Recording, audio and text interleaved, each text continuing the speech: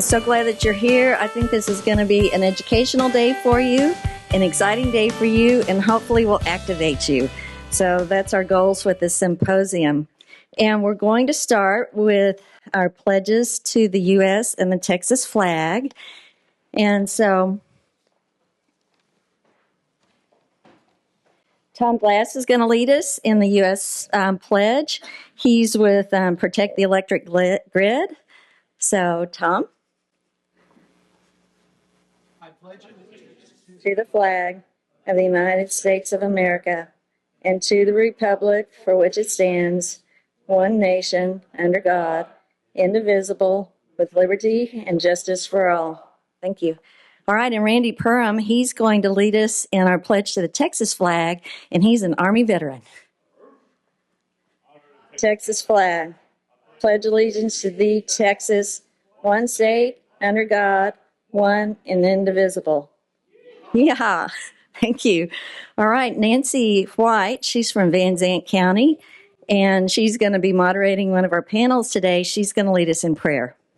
Dear Heavenly Father, please lift up your message with us and show us your journey and allow the hearts to receive the message that you want them to receive. Know that our heart is true and our intent is good. We only want to serve you and love your people and love your land and work in harmony with all that you are and all that is around us. And know that we are your people and we are here to serve you, and we hope above all we represent that which you love most. In your name we pray. Amen. Well, I should introduce myself. I'm Dr. Milinda Morris, and I'm chairman of the Secure the Electric Grid subcommittee, which is part of the legislative priorities. It's actually the number 6 legislative priority. And so I'll give you a little background of what led us to this point. You know, there's thousands of bills that are filed. I think 9,000 have already been filed. So we had to be kind of decide, well, which bills are we going to support with regards to Secure the Electric Grid? So the ones we focused on, we wanted to look at bills that supported the energy resilience, and these included the HEMP bills, which were the high altitude electromagnetic pulses, and to protect the grid from the solar flares. And that's actually going to be a topic of one of our panels today. And then number 2, we wanted to maintain reliability of the grid. We don't want the lights going out. So when you're looking at reliability, you've got to compare the dispatchable energy that can be directly connected to the grid. You're looking at your renewable energies, which are solar and the wind turbines. And right now, about 35% of the energy to the Texas grid is through the renewables. And then your dispatchables are actually your most reliable to the grid. Those are the ones that can really be programmed to turn up, turn down whenever you need the extra power. And those come from oil and gas, coal-fired, nuclear, geothermal, those industries. And so one of our emphasis at this is we want to promote the dispatchables. We want to promote drill, baby, drill, and put our emphasis on oil and gas, and try to disincentivize the renewables, the solar and the wind turbines. The other thing we were going to focus on was energy affordability, and that's going to be a topic of our first panel today of experts. And then the other thing we had to consider is meeting the increasing demands on the Texas grid, which are huge, due to the increased population in Texas, development of these AI data centers, corporate data centers, and also the crypto mining. And then we wanted to consider safety measures, and we wanted to keep our grid safe and safe from cybersecurity issues, that sort of thing. And as we went around the state and we were giving lectures about this, people began talking to me about these battery energy storage systems that were being developed. And to be real honest, we didn't know much about it. But what was happening is foreign countries, China, South Korea, Finland, were coming in and building these battery storage systems in rural areas unincorporated areas within the Texas county where there was limited permitting. So it was real easy for them to come in, sign a permit with the landowner for a lease, and build these battery storage facilities. The problem is, didn't seem like anybody knew how much of this was going on. I think ERCOT knew because they've got over 900 of these battery storage facilities planned in Texas. But, were these following utility codes, fire marshal codes? What about the right to the property owners that live next door to these battery storage systems? So many issues were developing. And county chairs were coming and saying, listen, we have a county chair up in Red River County, a Chinese-owned company, shell company, with direct ties to communist China, crossed the Red River and built a battery storage facility in Red River County. And they're coming in, they're developing LLCs. One company has 168 LLCs, and they're really not really liable for the potential risks associated with these battery storage facilities. So, we convene as a committee and we're talking about all this, and we go, you know what? Texans need to know about this. Nobody seems to really be talking about it. These are connected with the renewable energies, wind and solar, because they're storing the energy from the wind and solar facilities. And we need to make everybody aware of the potential risks from these battery storage facilities. And this is going to be our second panel of experts today. So you're going to learn a lot. So the purpose of this meeting was education. We want to get the word out. We want people to know what's going on, what the potential risks are. How can we protect our Texas ranches, our residents in Texas, from what's happening? And that was the purpose of this. And then we want to inspire you and activate you so that you'll become power grid warriors. So that when we need help pushing these bills through, calling our senators, our representatives, we can count on you to help us and even go to the Capitol and testify if possible. Because I feel like this is very important to our state. And I think if we get a public momentum behind these bills, that'll make a huge difference on our outcome. So that's what has led us up to this point today. And I'll do a little talk about our program. We're going to have 3 panels of experts addressing these different issues. And the bios of all of our experts are in the packet. So for each expert, you'll understand what they're an expert in and why they're on the panels today. And on the very last page is the actual program for today. So, and lunch is going to be served. It's going to be served at noon from 12 to 12:30, and then we'll have another little break in the afternoon between the 2 panels.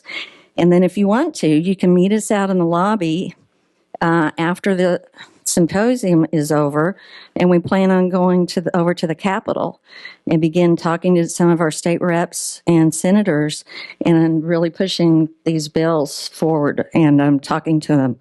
So we'll want you to please meet us outside. Afterwards, we'll form teams to go over. We've also included a list of the bills that we're supporting. We have a list of the representatives and senators that are on these committees. The electric grid issues are primarily going to be heard in the Business and Commerce Committee in the Senate, and then State Affairs in the House. And so that's why we listed those representatives of those 2 committees. And then we've also listed all the representatives that are pushing bills forward for us. And then this page is very important, and not too many people get this information, but this is kind of the process that you have to go through to get your bill supported, and the relationships that you need to develop with your representatives and senators, because we work as a team with them to get these bills forward. So this is very educational. And then, I'm an Air Force veteran, and Don Brown, he's part of our committee.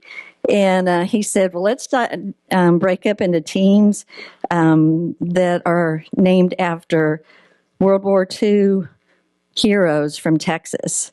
So that's what this last page is about.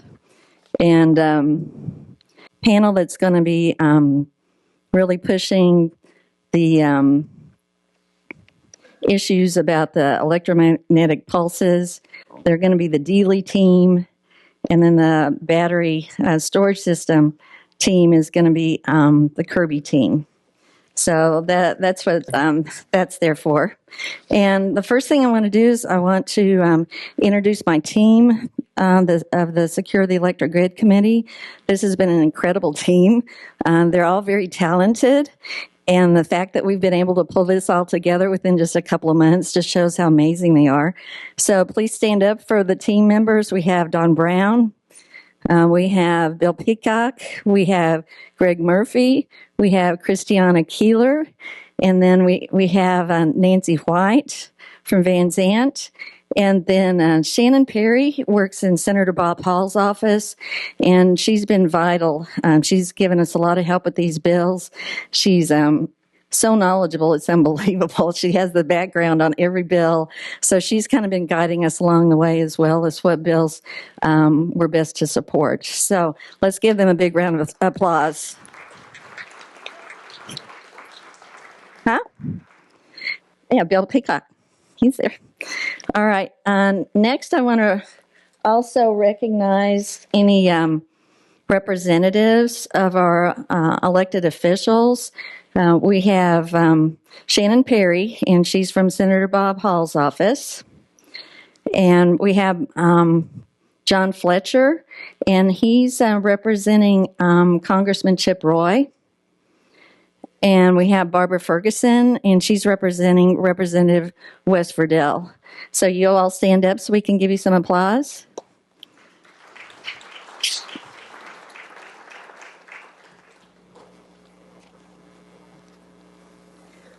All right, the next thing on our welcome is that we're going to show a welcome video by Senator Bob Hall.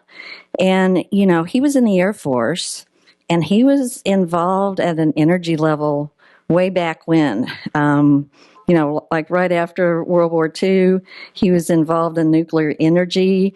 He is a wealth of knowledge. He's been a big proponent of grid protection. And so we're going to show a welcoming video from Senator Bob Hall. Hey, well, good morning, fellow Texans and grid warriors. Welcome. Welcome to our first symposium to secure the grid. Glad you're here. First, I'd like to thank Tommy Waller and the Secure the Grid Coalition for being a sponsor. They are a great organization. And thanks to you, our friends at the Texas Public Policy Foundation, for providing this venue for this panel. Couldn't do it without you. And I also want to thank the participants, Brent, Bennett, and Chuck DeVore. We are so fortunate to have concerned citizens like yourselves giving your time to help secure the Texas grid. And today you'll be learning about several important bills which you can help us pass. Folks, this is a team effort, and your voice counts. It really does count, but you've got to use it to make it work. Particularly when you make a call or visit or write your senator and your representative, it has an impact. And we're facing an environment of high risk, higher prices, longer supply chains, and increasing electric demand.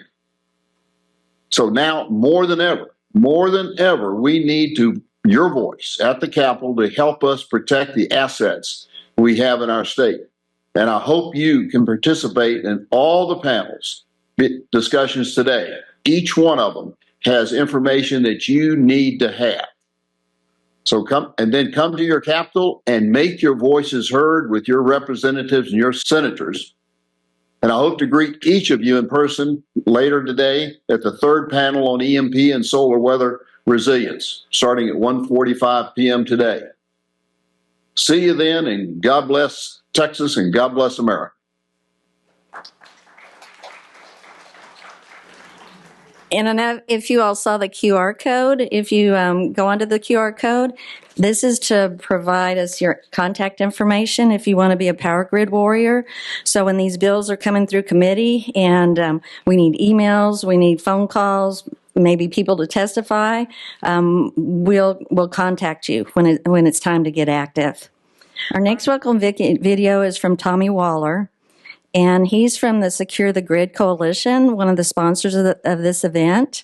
And so we definitely want to thank the Secure the Grid Coalition. And that's a national coalition that they're working on at a national level to keep our grid secure. So this is by Tommy Waller. I'm Tommy Waller, President and CEO of the Center for Security Policy.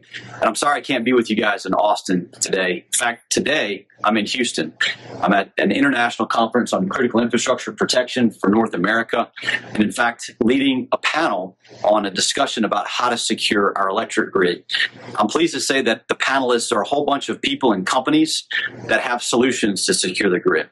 The other thing I want you to know is our Center for Security Policy sponsors this nationwide Secure the Grid Coalition that I have the privilege of co-directing.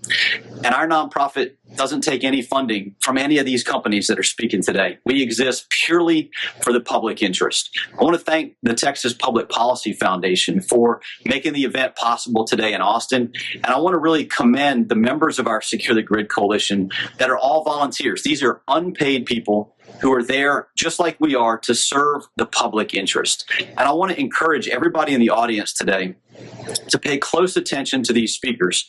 Everyone you're going to hear from today, they're there on their own as an individual, as a volunteer. They're not paid, they're not contracted, they're not employed by our nonprofit. They're there for the public interest just like we are. And the agenda today is going to cover a lot of issues pertaining to the ERCOT grid, but I want you to know that there's hope. Because you have your own grid, you have the opportunity to secure it and secure it faster than the rest of the nation. You did exactly that in the wake of Winter Storm Uri. Texas established protection standards for cold weather faster than NERC and FERC ever could have done. You have an opportunity now to do the same thing for electromagnetic spectrum threats. I know that there's legislation that's being drafted and promoted to secure the grid and provide for not only the requirements, but also the resources for utilities to be able to do it. So I encourage everybody to get smart on this legislation, to get smart on what you can do to help promote these policies. And again, I just want to thank everyone there who's spending their time and their effort for the public interest to secure the ERCOT grid. Once you do it, the rest of the nation will follow. Thanks a lot.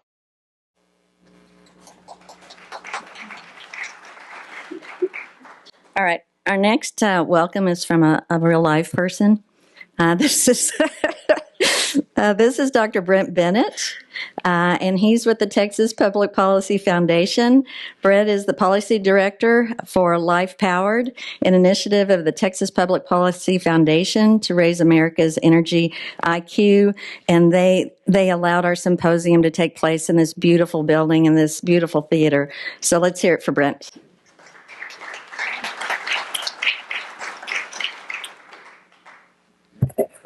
And I'll be on the first panel, so y'all will hear plenty from me. But I just wanted to say off the bat, just thank you for all of you for taking an interest in this issue, and for not a lot of people are aware of where their energy comes from and why it's so important. And so I really appreciate the fact that y'all are aware of that and are here working on that. We wouldn't exist without y'all taking an interest in this. I wouldn't be doing what I do without it. I want to thank our events team, Peyton and Erica back there, for helping me put this on. Give them a round of applause. And just want to commend y'all to really think about what you can do to help.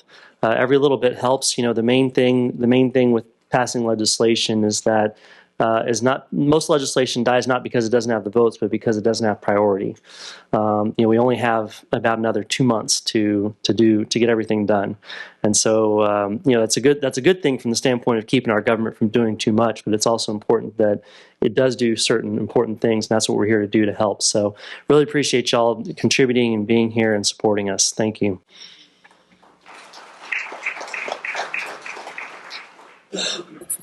All right, are there any questions from the audience before we get started with our first panel?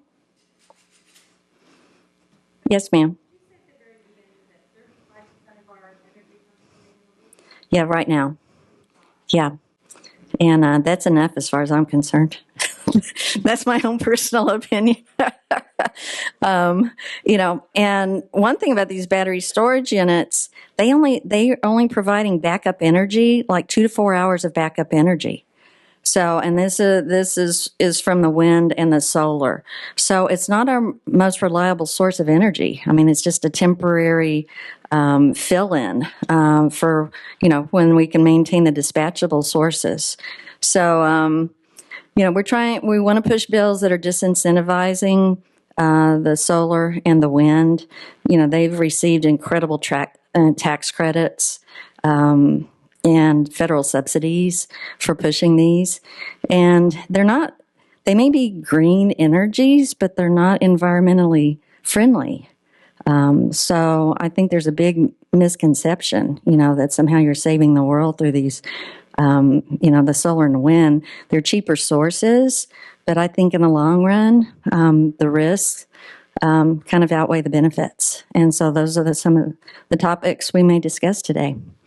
So we'll get ready to introduce our first panel, and we will have time after the panels for question and answers from the audience. So you'll also, if you decide to go over to the Capitol, you're going to receive what we call a one-pager, which gives as much information about the bills we're supporting as possible. And this is what you'd leave with the staffers in the office, so they understand the bills we're supporting and the reason why. So we have this goes along with Don's panel. He's supporting SB 75 and SB 1740 with regards to electromagnetic spectrum threat, the HEMP, EIMI, GMD protection. The next one pager is on the battery storage systems. And we're actually trying to push forward at least 4 bills. And the legislators are doing a fantastic job. I mean, they're just continuing to create bills regarding this particular issue, addressing more detail, more bite in these bills. But we've got 4 bills that we'll be leaving with our one-pager, and that's for HB 1343 by Representative Troxclair, HB 1378 by Wes Virdell, HB 4363 by Representative Brent, and SB 1825 by Senator Charles Shortner. And then this is the one-pager from Bill Peacock. And Bill's our finance guy. He's our numbers finance guy. And he's listed multiple bills here. And he's really looking at the affordability and the numbers of these different projects. So you're going to get a lot of education, more than you would otherwise, by going over to the Capitol. And then tomorrow is the Legislative Priorities Day, where we'll spend all day at the Capitol, and you're welcome to join us. That starts at 10 a.m. We're going to meet on the south side of the Capitol on the stairs with a press conference. And we're going to break up into our groups, all the different subcommittees. You're welcome to join whichever subcommittee of the legislative priorities that you want to promote. So we'll break up into our 8 groups, and we'll visit as many of the representatives' offices, senators' offices that we can tomorrow, and that's from 10 to 3. So lots of opportunities to visit and reach out.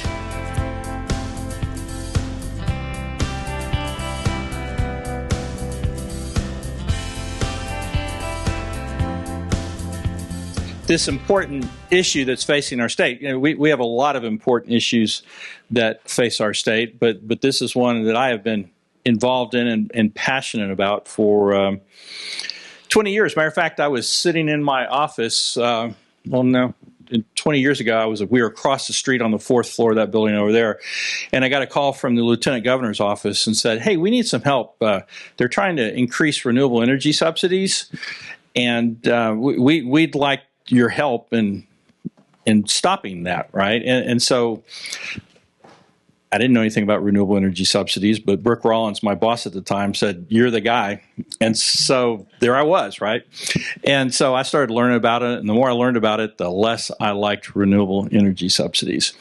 And so I've been working on it ever since. The grid, and generally regulation, deregulation, competition, renewables, all those kinds of things are going on. And really what we've gotten to is a point where we now kind of drive around Texas and we see all these, everywhere we go almost, we see wind turbines and we see solar grids everywhere, and they're just everywhere, right? And we're kind of getting used to it. Now we're starting to see battery storage facilities go up and the same thing. And it's almost like we're numb to it. We don't really think about why they're there and how they got there.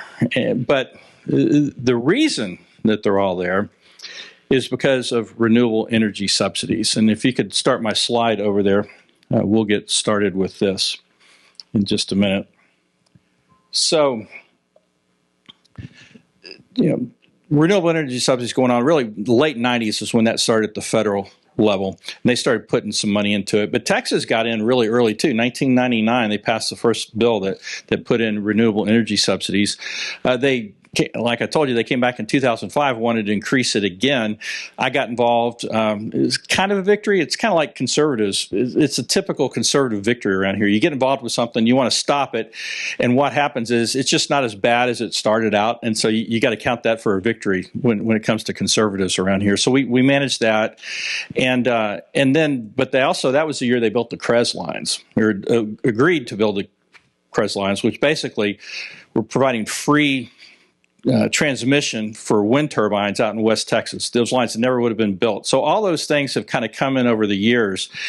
And those are the reasons we have batteries and solar panels and wind farms all over the state of Texas. I believe truly that there would be 0 wind farms, 0 battery farms, and 0 solar panels across the state on a grid level. You might find some locally for different uses, but on a grid level, they just don't make sense. They're inefficient. They cost more than natural gas to do. They just wouldn't be here.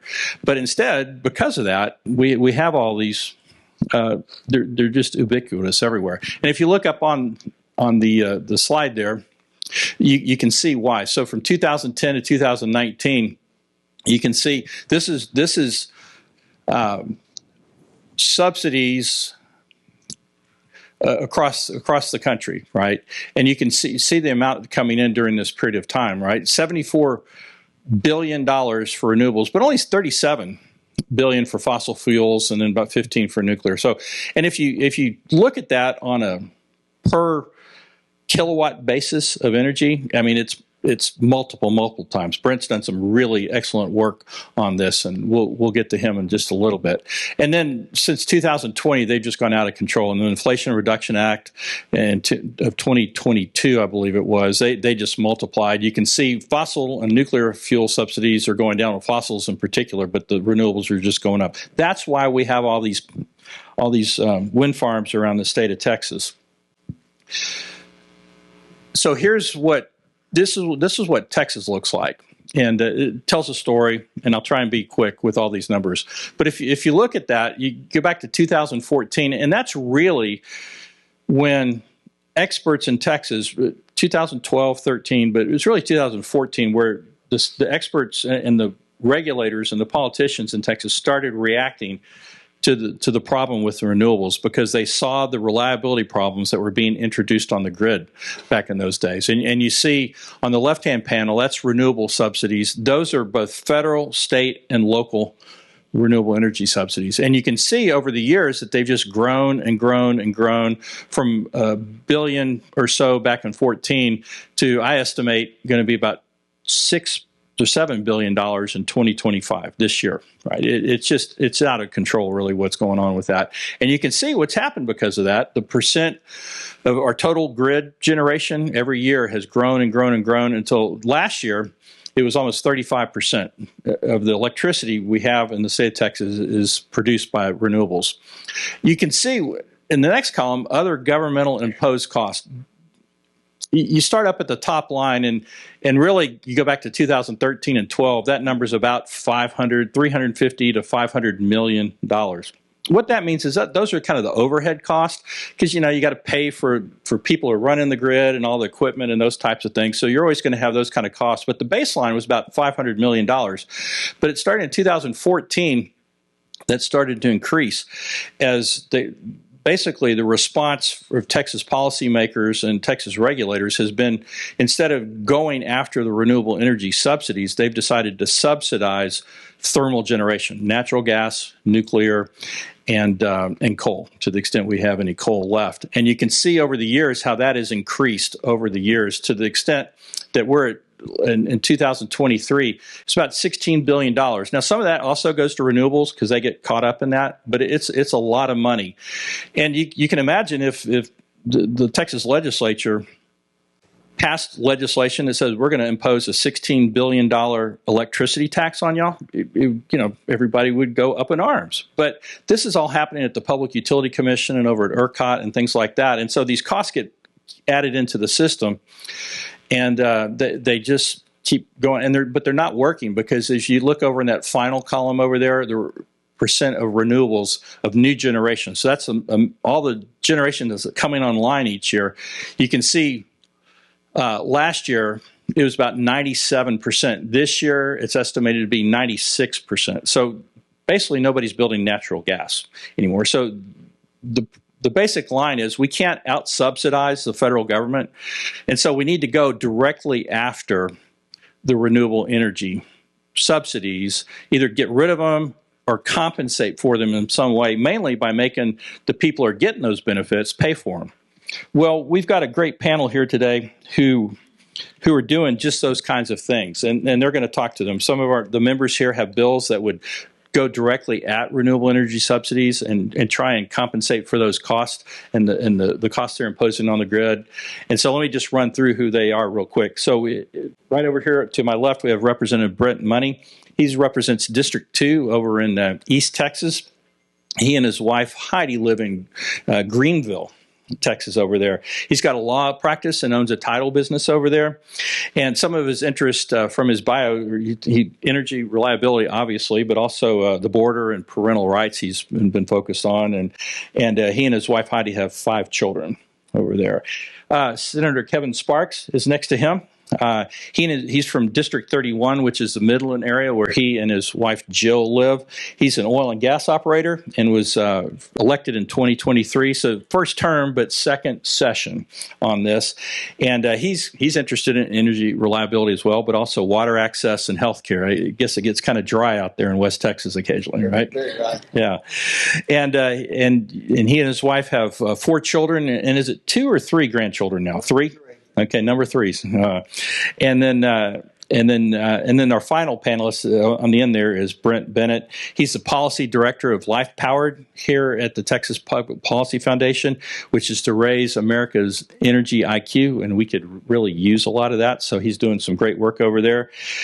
He's a former coworker of mine here at the foundation, and he's an engineer, and he's got a master's and PhD. So when I was here with him, he did all the brain work. I just wrote it all up, and so he's just doing some really masterful work over there. He's got those degrees at UT Austin, and he and his wife Erin live here in Austin with their son Jack. So would you please welcome our panelists today?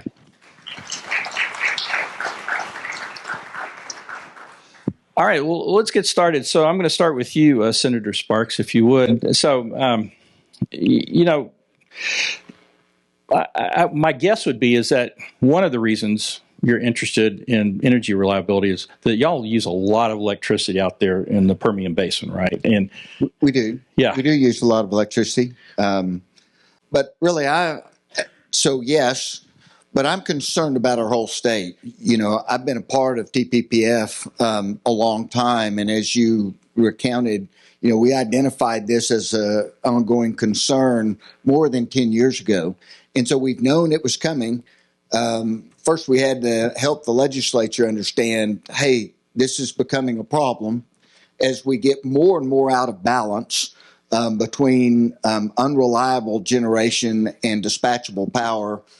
But then once we kind of heightened awareness, we had to try and figure out how do we come up with a solution.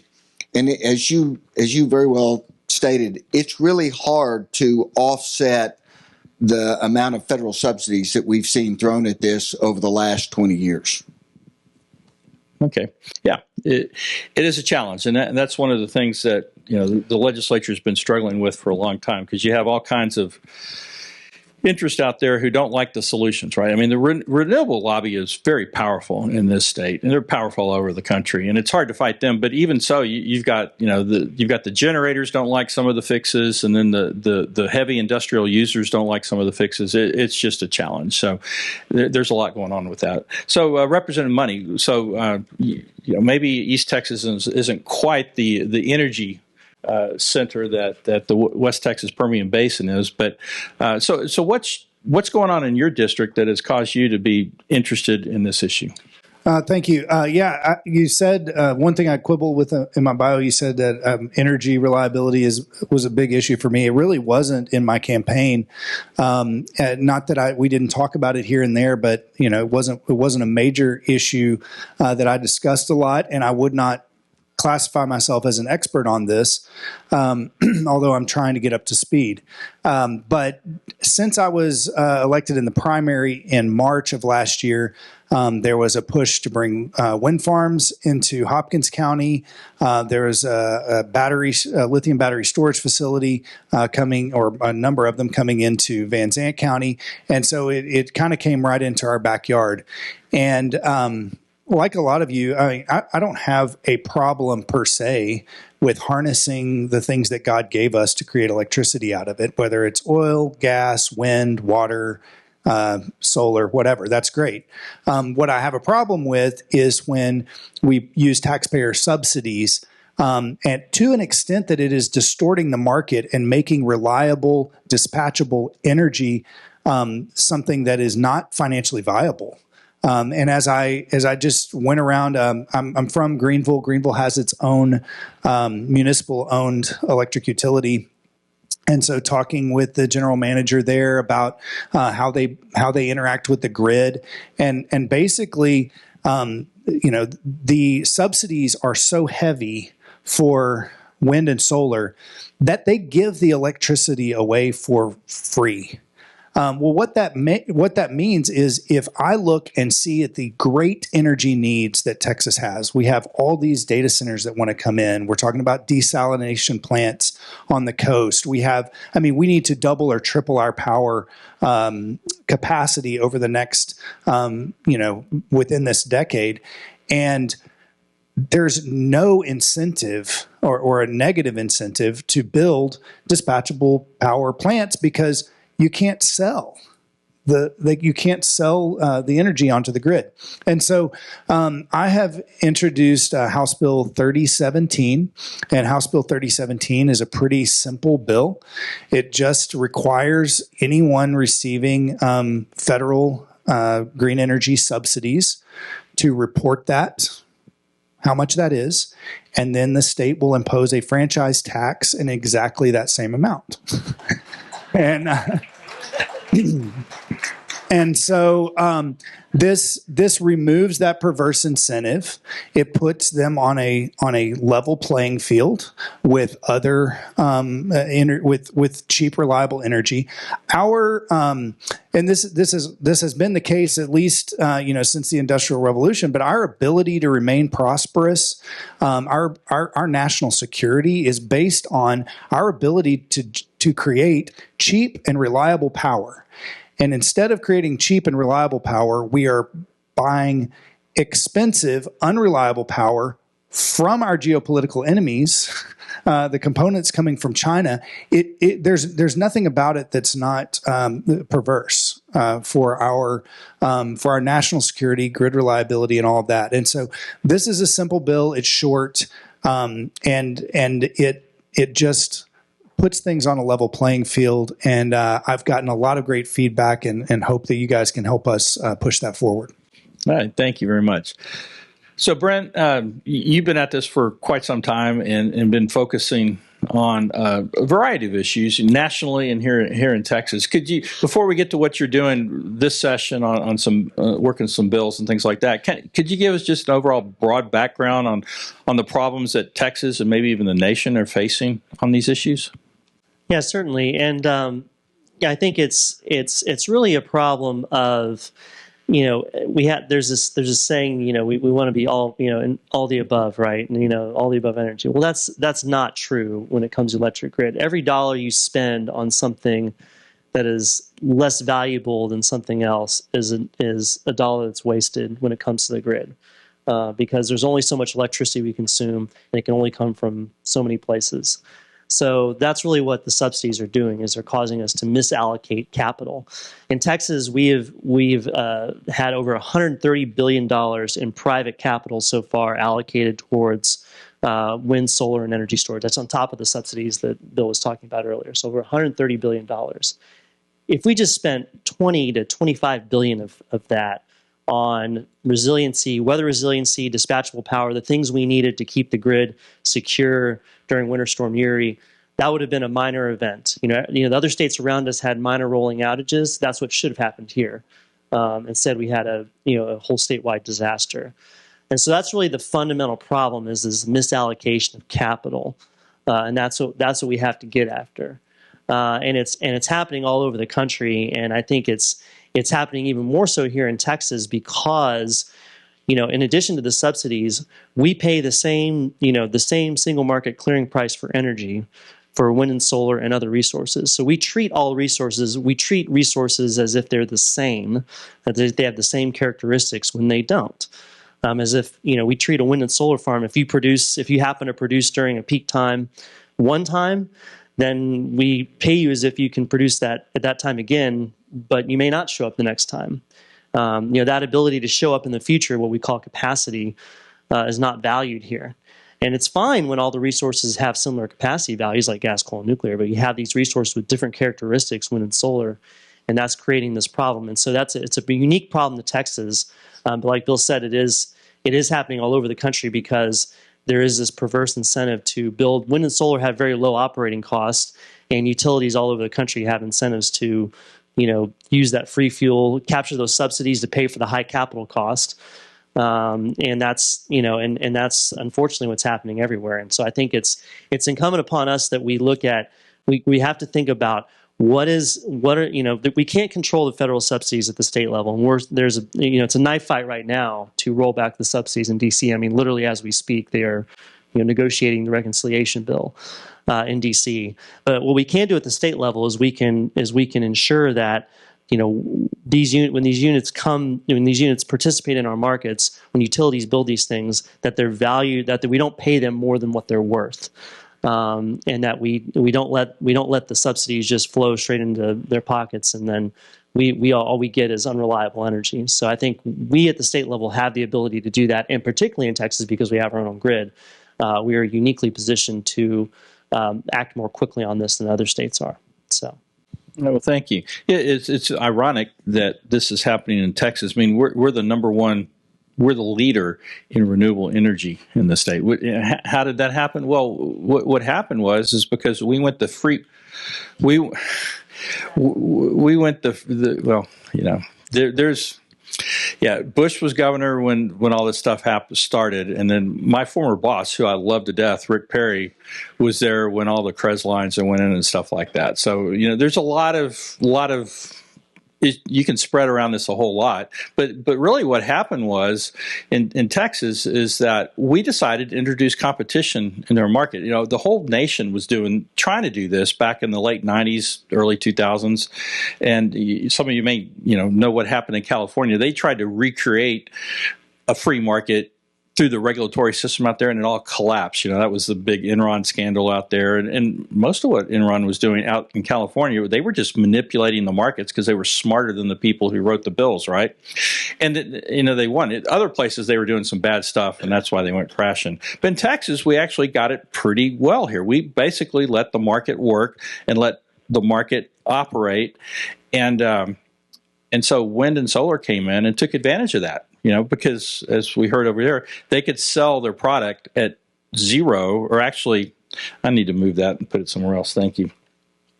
And actually, they could pay people to take electricity off their hands and still make a profit because of the federal subsidies. And so they just came in and took advantage of this free market system, where everywhere else they had permits they had to get, and the markets were all regulated on prices. But in Texas, it wasn't like that. So basically, they took advantage of our efforts to introduce competition into the market. And so what's happened is we've kind of gone backwards and because of all those things, we've got a much more regulated market than we envisioned 20 plus years ago. So, Senator, so you've introduced a couple of bills at least to try and address this. Could you kind of walk us through those and what you're trying to do in those?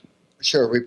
Senate Bill 715 basically is, we passed some legislation last time that's going to, we've ordered the PUC to come up with some firming requirements, but we couldn't, it wasn't broad enough. So this bill is going to not just look at generation moving forward, but it's also going to look back at all of the current generation that we have.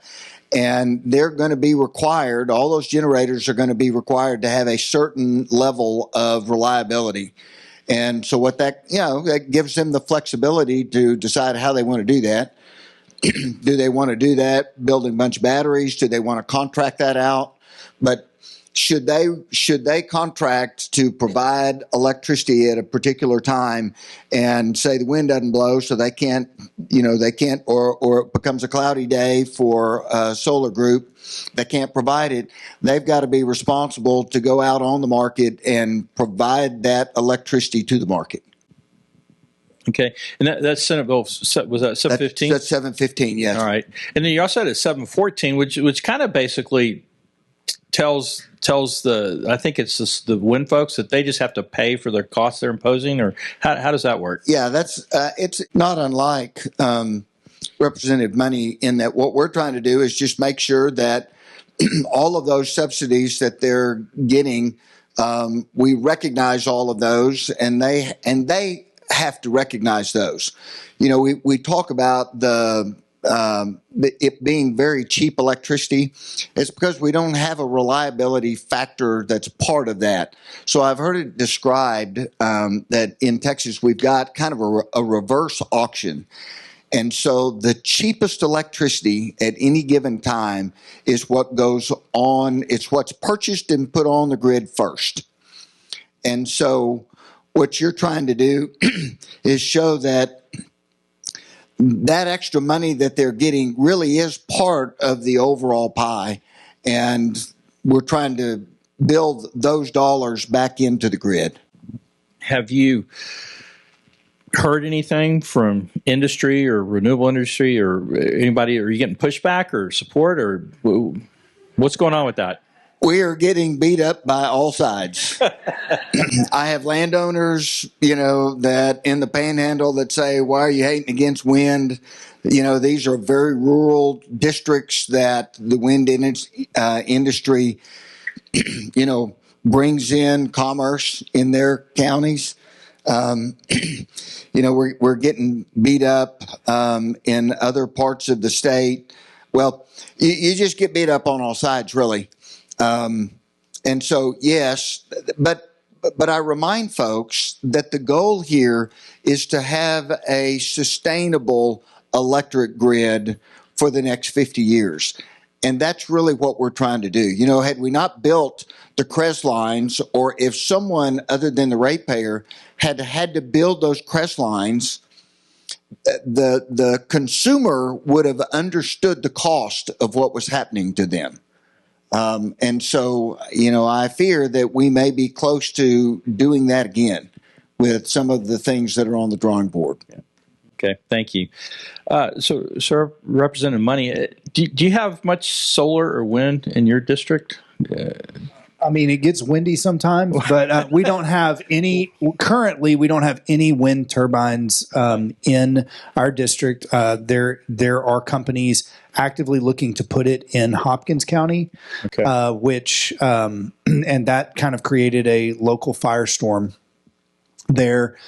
We have, like I said, lithium battery facilities, coming into our district. I don't know that any have been built yet, but a lot of them are in the works. One I'm seeing told is being built, or is is active. Okay, one that's active, probably a half a dozen or more throughout the district that are currently being either proposed, discussed, working through the process. And so one of the things that one of the other bills that I have that addresses that is, and it would address wind and solar farms and battery facilities, is House Bill 5454, which probably is not on your list because it was a late filing. But this bill, once again, simple. I'm not complicated. I don't have the big energy brain that these guys have. But as I've gone around to town halls with all of these things going on, there is no mechanism locally to complain that these projects are disrupting our private property rights and our way of life in these unincorporated areas of the county. And so, thank you. So I've gotten 2 claps, one for introducing a new tax at TPPF and one for a new regulation. So I love, it's a conservative crowd that understands what we're trying to do here. It's a little unusual, but so as at one of these town halls, right now, the only place for people to go and complain if they are concerned with these kinds of projects in the unincorporated areas of the county is TCEQ. And so you are complaining to Austin bureaucrats about how this is going to affect Van Zandt County, and they are not political. They're not supposed to be political. They're bureaucratic box checkers to make sure that our air and water quality is fine. And so without beating them up at all, it's just I've seen these town hall meetings with hundreds of concerned citizens saying this is going to bring light pollution, noise pollution. It's going to bring traffic. It's going to bring all of these things to our county that we don't want. I've got a 40-acre farm that's been in my family for generations, or I just moved here from Dallas to get away from this kind of stuff. And so anyway, what House Bill 5454 does is says that if you have one of these industrial projects, including these green energy projects that we've been talking about, you have to get a permit from the county commissioner's court, and that permit application requires 2 public hearings. That will give the community an opportunity to go in front of the county commissioners and say, we don't want this. It gives the project developer an opportunity to go, well, this will bring these jobs, it will bring this property tax, and it puts the political discussion of what kind of county you want to be right there where it should be with the people who are elected to deal with that kind of stuff. And it allows them to make conditions on that permit regarding, the normal things that, fire protection, water, transportation, and so that they can have some requirements, but they will all be local.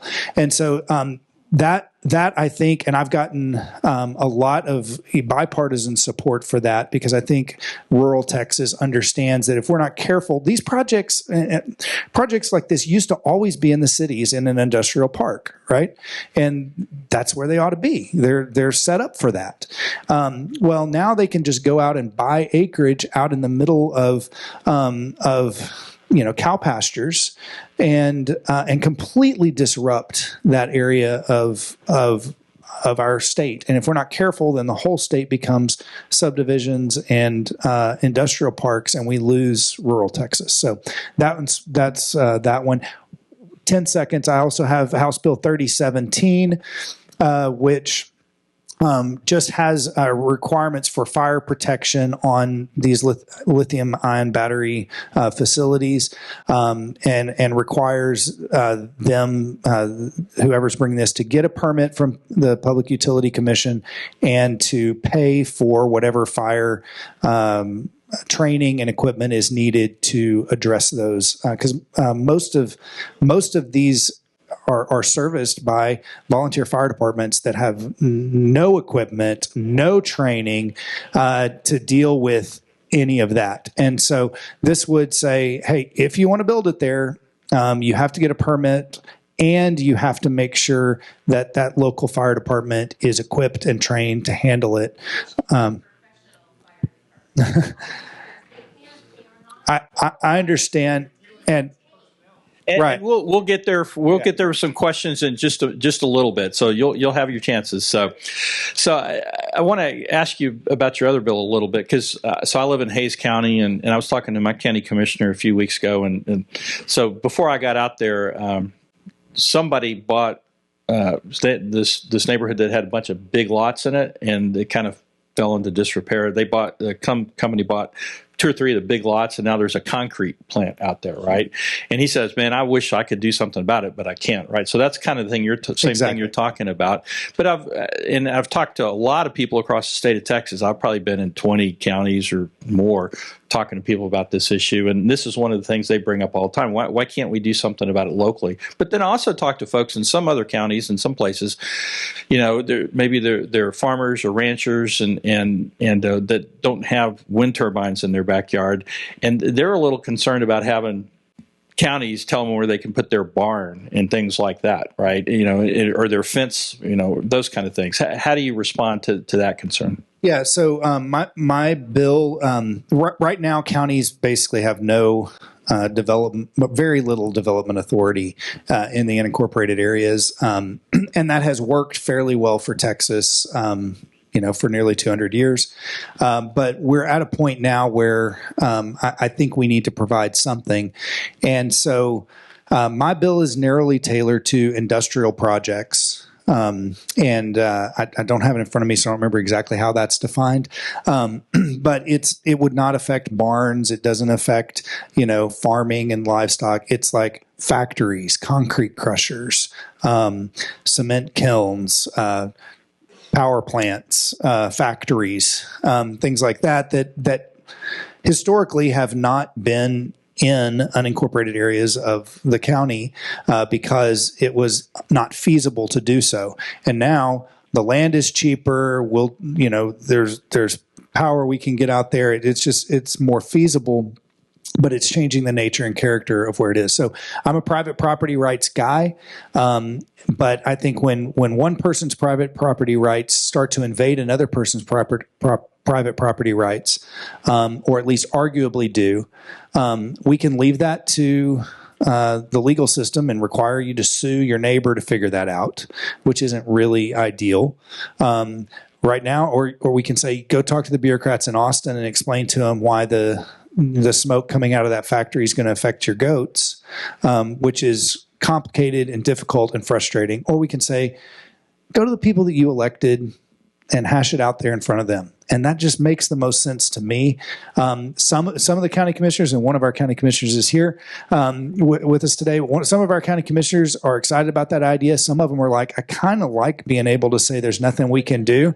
And that's kind of nice. And so I don't know that this necessarily has huge support. I'll be interested to see what Texas Association of Counties thinks about it, because but if you want to, if you're elected to serve the people in your area, and that just seems like the right place to adjudicate those disagreements. All right, thank you. So Brent, or Dr. Bennett, let's move on over and talk a little bit. Let's use a technical term here, firming, right? That's something that you've been focused on for a while. Can you explain to us in layman's terms so we can all understand what that means and why that's so important to this issue and what's going on with that? I know part of that's greatly involved in the Senator Sparks bills. So. Yes, and that speaks to Senate Bill 715, which is not on your list. That's a typo. It's not on the list of bills there, I noticed.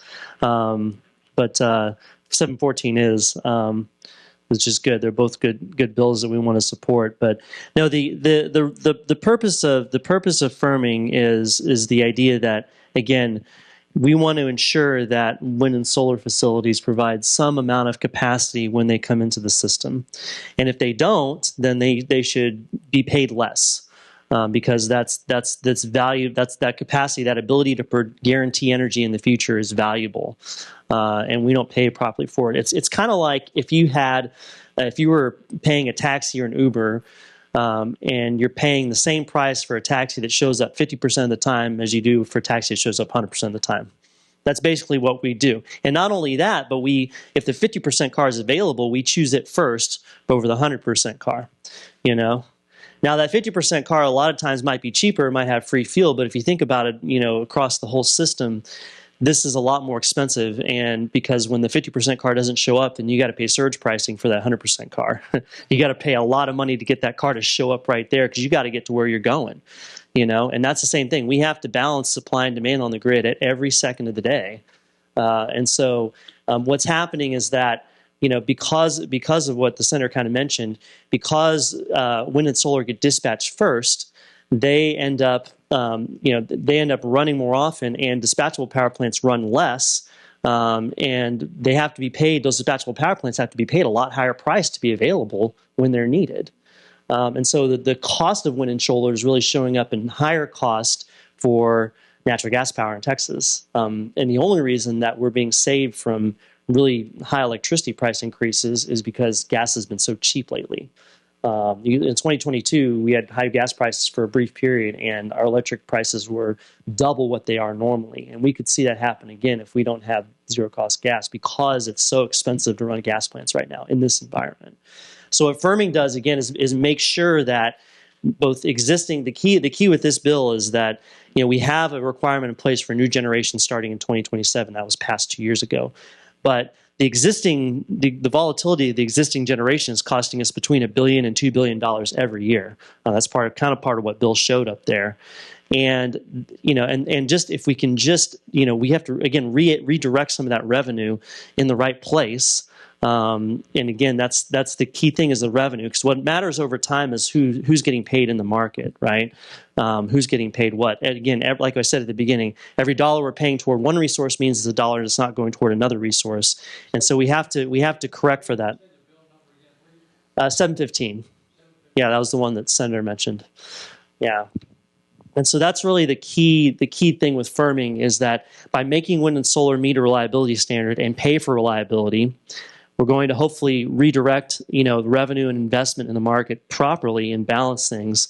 It's really hard. We also need to counter the subsidies, but again, we can't control what the federal government does. So we got to do what we can to make sure our market is properly valuing resources. House Bill 3017 that I talked about earlier addresses the subsidies. Yes. So what the federal government does. Exactly. So, Brent, I've got another former boss who I love also, but is a little confused on this issue. Jerry Patterson, who was land commissioner, I worked for him in the land office a while back, and so every day on Facebook he posts, the generation, how much wind, how much solar, how much natural gas, and when wind and solar combined, about 70%. He's going, hey, look, it's 70%. This is great, right? And he always points to, because it's zero fuel cost, right? And he's saying, look, it's basically free. Could you talk to us just a little bit about the economics of wind and solar and why maybe those always make sense? Yeah, well, we're not paying it like it's free, because we're paying them the same price. The clearing price generally is set by the marginal gas generation that must be procured, because you're never going to get to necessarily nearly 100% wind and solar, right? So there's a gas generator that has to be out there producing somehow, and that's generally what's setting the market price. So yes, it's good that we can take advantage of free fuel, but again, that during those times when wind and solar are suppressing prices, there are a lot of other times when wind and solar are not producing a lot that prices are higher than they should be. Every day you can go on ERCOT's website and see kind of the price curves, and especially with so much solar we have now, it's hard to discern with wind, because wind doesn't produce at a regular pattern every day. It tends to produce more at night than during the day, but it's kind of irregular. Solar, of course, produces a regular pattern every day, and you can see every day there's high prices right before the sun comes up and when the sun goes down, because you're having to have gas generators turn off and then turn on at those times. And that's where battery storage is kind of coming in as well, because batteries are kind of good from a technical standpoint. They're good at kind of filling in those short gaps that are needed. And that's all being created because we have all this solar in the system. And it would not be necessary to do that if we didn't have solar. And so those, so the balance of, there's during the day we get, 70% wind and solar, but as soon as the sun goes down, we're having to pay a boatload of money. And especially during the summertime, these price spikes are becoming more frequent and costing more because we're having to pay dispatchable more. So, basically if you were to take, so again, kind of the free fuel is being counterbalanced by that, and that's why we're not seeing our electric bills go down. Right? That's basically it. So I don't want to put y'all on the spot, but Texas is the leader in oil and gas and has been for a long time. I talked about the technical aspects of how wind and solar came into the state, but why have they had such political strength here and that we haven't really been able to do much about them? Any representative or senator, any thoughts on that? Well, I think Brent may have alluded to this earlier, but the industrials, which are oil and gas related, a lot of them, produce power for their own facilities. They like the scarcity at different times of the day because they can sell that power back onto the grid and make a lot of money in a very short amount of time. So most of your most of your major oil and gas companies also have put in wind and are now looking at putting in solar and other projects because they like the carbon credits that they can receive from that they can go back and trade out onto the global market. Those of you who know about carbon credits, it's just a made up something. And we're trading them all over the world and acting like it's a really great thing. And so, there are all different kinds of incentives to play this game. And there are very few incentives to create something that's reliable and efficient. And when you try, you get beat up, right? I mean, you absolutely do. Yeah, that's good. Any closing remark? We're going to get to Q&A in here in a minute. Any closing remarks any of y'all would like to make before we do that? Yeah, I would say, yes, it's a scary thing right now, but it's only going to get worse because, as you showed in your first slide, the last 5 years, close to 90% of new generation has been wind or solar. And during all of this last 25 years, we've been decommissioning coal. We are now getting to a point where we haven't built any significant gas-fired power generation in 30 years. Those facilities are getting older, and so you can just see what's going to happen as those things come offline, and 90% of what we're building right now is wind and solar. It's going to get critical quickly. Yes. Anyone else? I guess I'll sign a note of I'll turn that also into a note of optimism in that the demand growth that we're seeing, that we're going to see, gives us the opportunity to refashion our grid in the right way. We have we still have going forward the ability to build new units. In California, all they're doing is replacing just replacing existing generation with wind and solar, and their problem is getting worse much faster. The demand growth that we have has first of all saved a lot of our dispatchable units. It's kept that wind and solar volatility on top of the stack instead of eating it too deeply into it, like in California, where you see they have negative. They basically trying to export solar power during the day. They have too much of it. So we have that opportunity, but as the senator said, if we don't fix things, and we keep going down this road, then that opportunity is going to turn into a problem, because all that's going to get built is wind and solar. We're going to have no balance in our future resource mix, and we will head the direction of California. So I think that's really critical. Last word. I think everything that I wanted to say has been said, but just to come back, the problem with subsidies is not just that they're expensive, it's that they distort the market. And for all of these reasons, the reason that we've had 90-something% of our new generation be wind and solar is because Texans are smart, and they go, well, I can make money doing this, I can't make money doing that, and that's fine if you're responding to market demand, but it's not market demand, it's political demand as a result of all of these subsidies. And so as policymakers, we have got to go back to our primary goal and responsibility to the people of Texas is to make sure when they flip the light on that it comes on, and that it does that as cheaply as possible by allowing the free market to provide what the market needs. And so I'm happy to hear about the bills the senator has, because I think it gets right to the heart of that.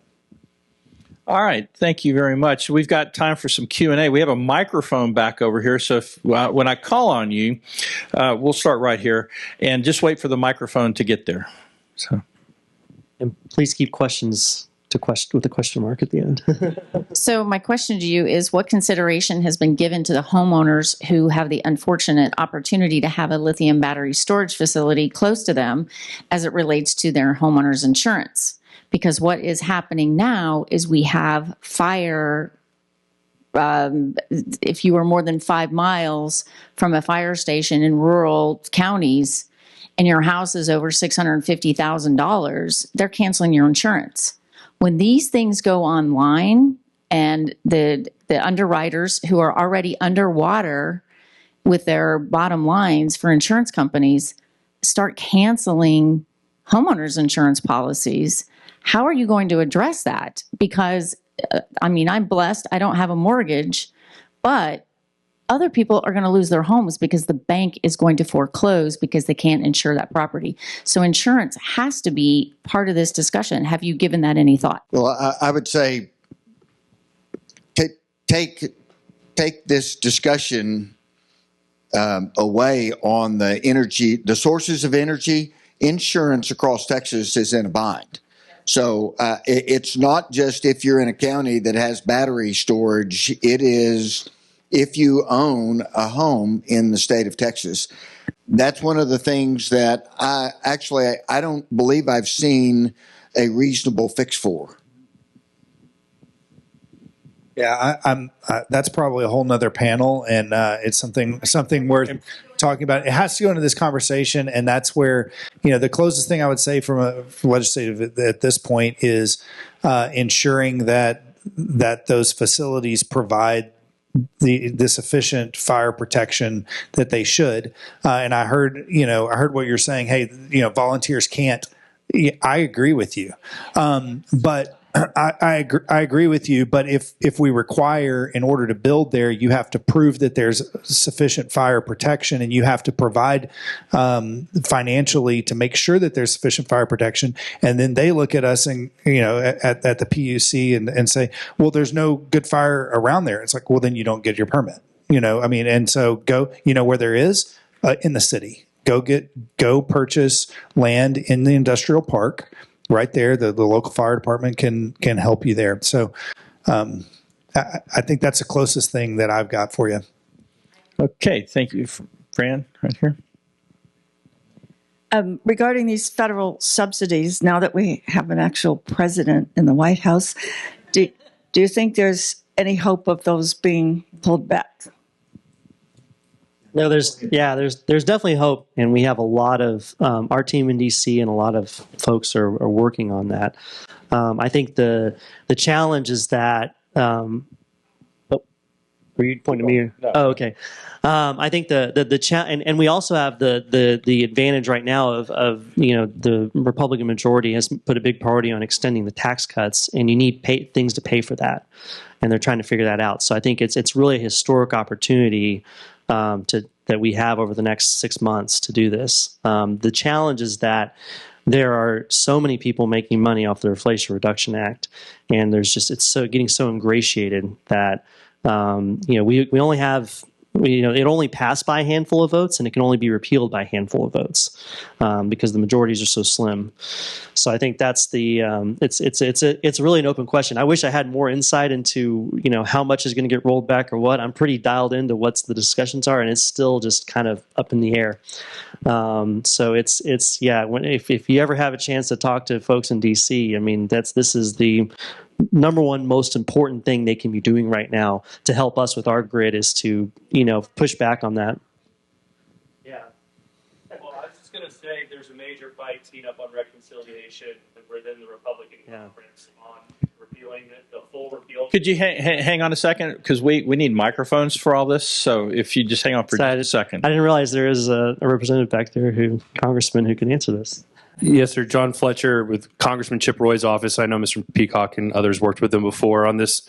There's a big fight within the Republican conference teeing up. There's been some letters from more of your, call it moderate members, saying there are provisions, the tax credits, et cetera, that are benefiting their districts they want to keep in place. And then you've got kind of Freedom Caucus members wanting a full repeal.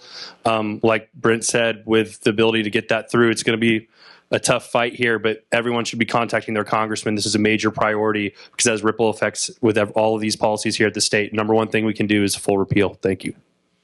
All right, thank you. You had a question way back in the back corner over there. Okay.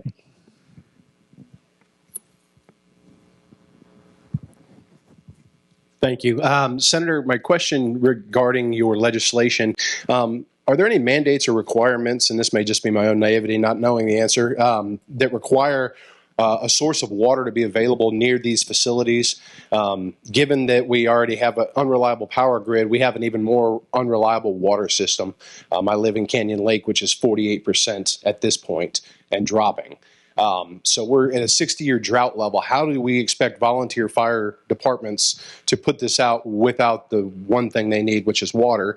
And two, what requirements do these facilities have to post, and this is just for anybody, in order to ensure that homeowners that live in these areas that are surrounding and property owners are protected from the event of a fire? Because as you've seen the winds blowing from West Texas in the last 2 weeks, you could throw a cigarette out and light half the damn county in 5 counties on fire at this point. So water is going to be the biggest, I think, issue. Is there anything in the legislation, or should there be? Thank you. Yeah, so to answer your question, I don't believe that there's anything in any of the rules and regs that require or take into account how they're going to address a fire. On the water side, legislature's been working really hard. Senator Perry is laying out a statewide water plan that I think is going to address some of those things, but not particular to the prevention of fires. My bill does address that. Is it 4363? Is that right? Yeah, 4363, and it is on the list, I think. But it does. It's not just water specific. In fact, some of these facilities you don't want to put water on them. But whatever is required by those facilities to put out fire has to be provided and available and trained and equipment and all of that. Okay. And does that take place as they get their permit? Yeah, it's a part of the fire code and the utility code, I believe. I wish I had in front of me, but 4363. And if anybody reads those and has ideas on how they can be improved, bring it. I mean, I'm new here. I'm not trying to say I have all the answers, but the goal is to, I guess the dual goal is. Make sure that they think these things through before they go in, and if it happens to be make that not economically viable to go there, that's fine with me too. We're not trying to impose it for that purpose, but we want people to be responsible to put whatever development they have in a place that the community can handle. Whatever may come from there, and so these things need to be safe. They need to be, we need to think through all of those aspects on the front end. Okay. Okay. Can you? Okay. All right. Good. All right. Right here, sir. So thanks for the information on the bills you've been filing. Some of them I didn't even know about. I'm adjacently involved with a 391 commission in our county. There's a 391 commission created specifically to address the battery storage facilities in Kerr County, along with an adjacent county, because you're right, TCEQ is literally the only path right now that legally our counties can go through. But some of the problems that, and maybe this is more appropriate for the next panel, but I wanted to ask if you've thought legislatively around these. These companies are going to counties and demanding tax abatements. Okay, so they're already getting subsidies, but they're also demanding tax abatements. We had them testify in our county commissioner's court that it was going to be an unmanned facility monitored in another country. So if a fire even started at the facility, nobody would know about it until it was already a disaster. And then who disposes of these batteries? They are hazardous materials. So there was no discussion, like the company couldn't tell us what would happen at the end of the lifetime of these facilities, of these batteries, what they were going to do with them. Because like if you pull the subsidies away at the federal level, let's say that changes, they basically just abandon these facilities in our backyards. So have y'all thought about any of that also legislatively? I know we're past the bill file deadline, but Yeah, well, I'll say two things. Yes, those are definitely valid concerns. The subsidies for batteries is an investment tax credit, so that's incorporated in when the facility is constructed. So generally, if that's taken away, they won't just abandon them. They're still going to they need to keep them operating to pay off the capital cost. So that's definitely in there. That's not as much of a concern. The big concern is, like you said, the disposal, and we have not addressed that issue. And I can say I've worked on batteries for a lot of my career. They're really hard to recycle. We recycle a lot of our lead acid batteries, your car starter batteries, but lithium ion batteries are much harder to recycle. So that's a very valid point we need to be addressing. And second of all, Senator Birdwell, and I cannot remember the House companion, but Senator Birdwell does have a bill to get rid of Chapter 312, 380, and 381 subsidies for wind, solar, and energy storage. And so that's we got rid of Chapter 313, which is the school property tax subsidies, which that was a big one. But these other ones still exist. And so I think that's something that we need to keep pushing on. So yeah, Bill's been working on that for longer than I've been around. It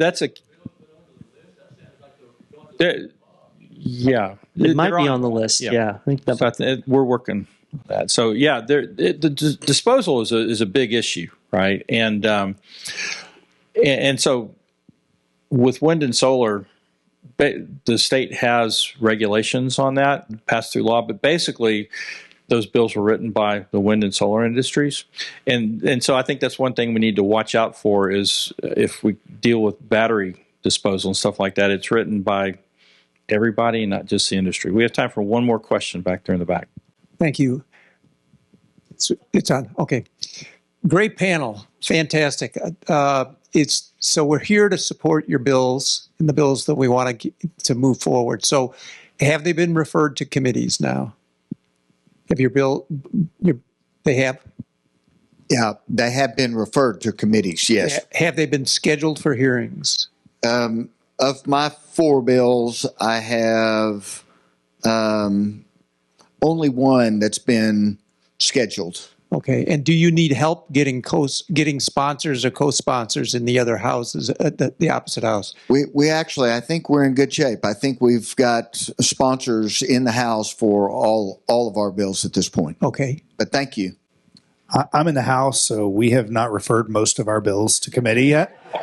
Any bills? I've filed 25 bills, and one of them has been referred to committee. We will continue to work on getting that done, and certainly would love senators' help with that. I know we've talked to Senator Hall about some of our bills, Senator Paxton about some of our bills, and it may be but. No, we're slow going over on our side of the. And we're going to have to stop it right there, Don. And I think this is a topic for perhaps another panel, but we won't take on referral bills here. So anyway, well, please join me in giving great thanks to our panel today. They did a great job and.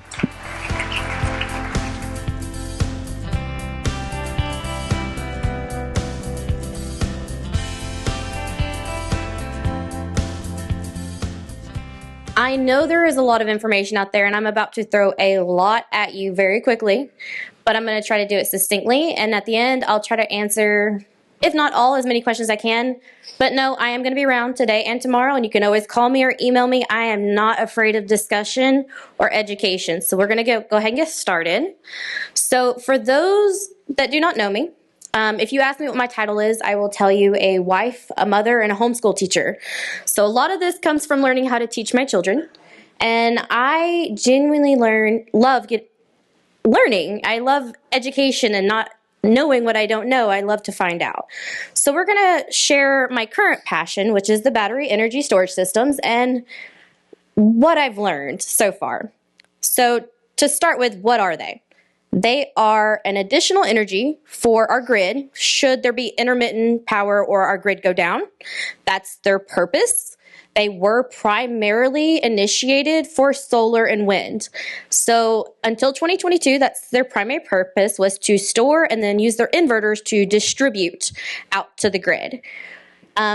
2022 is when you see those incentives for the investors change under the Biden-Harris administration, and that's when you start seeing those standalones, which is what you're seeing, that huge influx in unincorporated areas near booster stations.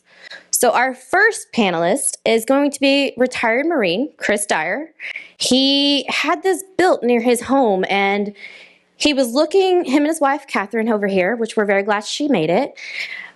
They were trying to sell their home to move closer to their granddaughter when this came into play. And Chris, if you don't mind, you got your microphone right next to you. If you don't mind, kind of tell people your story and what that looks like, having it at your back fence, literally. Okay. Hi. Thank you for being here. And I'm glad I get to share this with you all. So, yeah, I'm a retired Marine, moved out here to Texas 20 years ago to Mason, fell in love with the place, and bought our first home. And so life is going good. I got 2 boys we raised there. Beautiful community, beautiful scenery, just everything beautiful. We get miles of countryside we got to look at. And then you mentioned 2022. So in February of 2022, now fast forward, my boys have grown up. They graduated college. They've moved on with their lives, and they both moved kind of up to the Dallas-Fort Worth area. And so we decided we'd put our house on the market and move up closer to them. We came to Weatherford, found a nice lot to build our dream home on, to retire, to have our family come over and hang out. And then we put our house on the market in March of 2022, and about 2 weeks later, my wife is sitting in our office studying. She's working on her master's degree, and she looks out the window, and there's some surveyors on our property line. And so she's like, what's going on? She went down there to find out. It's actually a battery farm. They were like, we think this is where this is supposed to be going. Never seen it this close to anybody's property before, but yeah, we're surveying this lot so that this Regis Energy from Houston, it is an American company with all Chinese parts, that is surveying this land to put this battery farm there. One of our neighbors decided to make some money and sell a third of an acre, and they bought this land. So fast forward, we went through this whole process of the whole development process. It's all done. We talked to our city administrator, we talked to our mayor, we talked to our commissioners. Everybody said our hands are tied. Had meetings with Regis Energy, our city commissioners, all my neighbors up on my porch.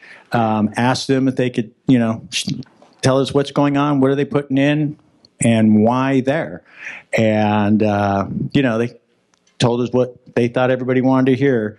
We're doing this so we don't have no more rolling blackouts, and you guys will have electricity when they do come, or, they'll be quieter than all these other battery farms. You won't even know they're there. So those are the misinformation that the competition keeps talking about, or the competition, the supporters of these batteries farms keep saying that's the misinformation that people are putting out there, where the battery companies are misinforming these small towns, their neighbors, and everybody else. And so now, fast forward, we got 4 of these 40-foot sea containers, and each one of these sea containers have got 260-pound lithium batteries. So that's 1,600 lithium batteries that are sitting 125 feet from my dinner table. Yeah, not the property line, but my dinner table.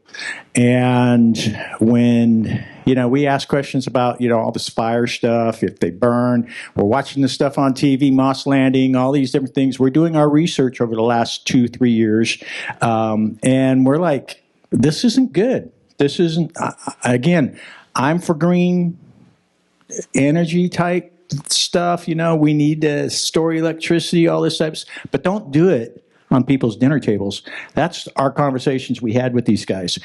And all we heard from these guys for 2 years is we want to be good neighbors and good stewards of the land. So now I've got my first grandbaby. She's so sweet. She's 11 months old. And I get to spend my day with her tomorrow. But I will not let her, my daughter-in-law, my son, or friends hang out in my backyard. Because it's like from my house to these batteries is literally, from my property line to these batteries is 25 feet. That's how close they are. And I fear for these things, not because of the unknown, but because I've done my research. And I don't like the idea that these guys can do this. So that's where we're at now. So we got these 4 40-foot batteries. Each one of those have 4 air conditioners in them because they have to maintain like 68 degrees or something like that. And they're constantly running all the time. The warmer it gets, the louder they are. And then between the batteries in my house are 4 20-foot inverters, which sound like transformers. That buzzing sound that you hear on the telephone poles, magnify that, right? So those are constantly running. So they're competing for the noise level with the air conditioners. And then when they're actually installing or drawing the electricity and then sending it back into the grid, the way my wife describes it, it sounds like a huge industrial vacuum cleaner. And that happens more, 2, 3, 4 times a day. There's no consistency in it. They run for about an hour and a half, upwards to 4 hours. I think last night they were actually on for 5 hours. We have this industrial noise, vacuum noise, 125 feet from our house. And we got our windows closed. We got TV on, and you can hear these things coming through our house. And Nathan Valero, the senior partner for Regis Energy, is we want to be good neighbors. That's their definition of good neighbors, which doesn't fit any definition of good neighbors that I've ever heard. Lights are on all the time because the deer who used to bed down there, there's still space down there, but when those generators, all that stuff comes on, they hop up, they start running around, so all the sensor lights have to come on. So we're, waking up 3 or 4 times a night because of the lights, because of the noises, and that's because we've got greedy people who want to be good neighbors and put this stuff there. When we asked them over and over, we spent 2.5 years talking to these folks, trying to figure out why they need to put them there and not even 500 yards down the line. That's why I like the good neighbor bill that Wes Virdell, our rep, is trying to get passed because that's going to benefit a lot of people. This should never have happened to us.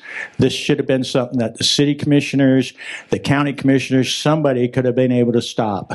But there's no regulations out there, so these guys can go wherever they want to. And it's just not good. It's not good. We can't sell our house. We put our house on the market. I told you, right? We had 2 really good realtors try and sell our house. 2 years later, we take it off the market because we can't sell it. Nobody wants it. Nobody wants, it's a beautiful family home. Nobody wants to raise their kids next to these batteries. I don't want my kids in my yard. I don't even go out there anymore. I have a beautiful, I take pride in my landscape. I take pride in my property, and it's really kind of weird because I've kind of let it go because I just don't like going out there. So sorry, no, you're sorry. good.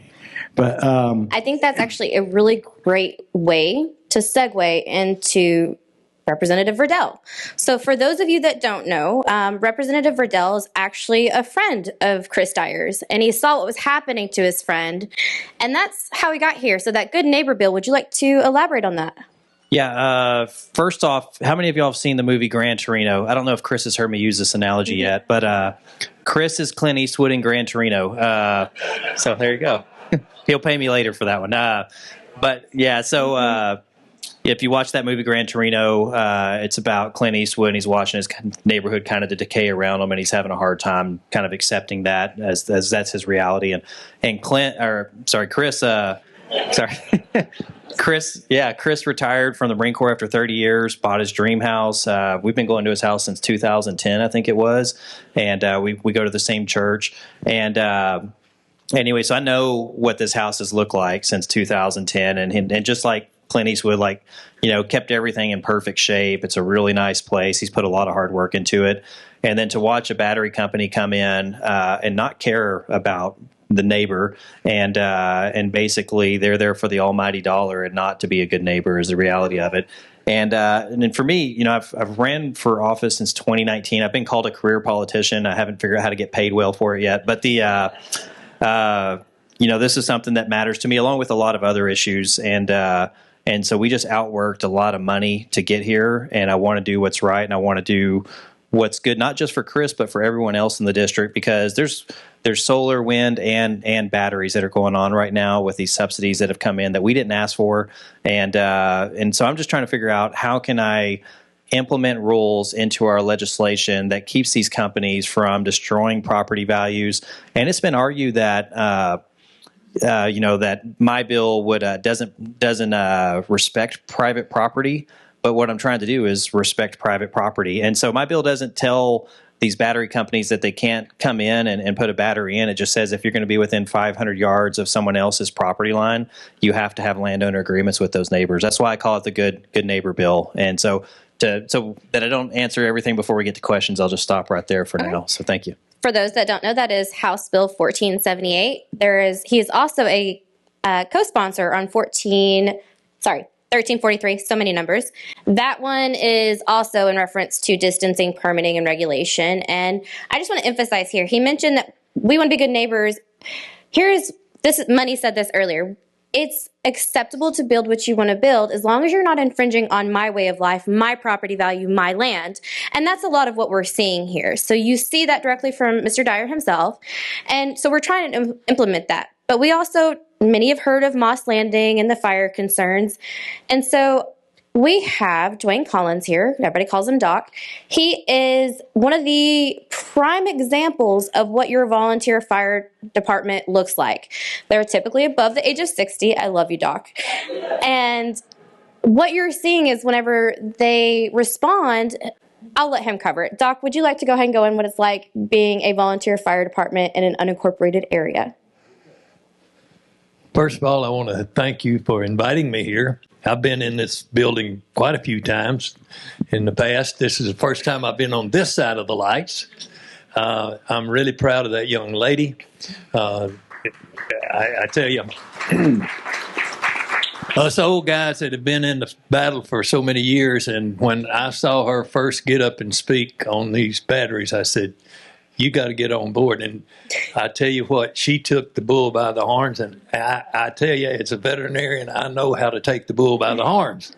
And she has done a fabulous job.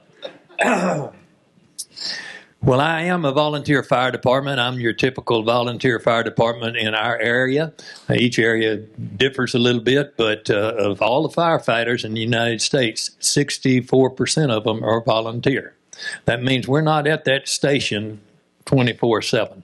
There's only one department in our entire county of Van Zandt that is there all the time, and that's Canton. The rest of us are volunteers.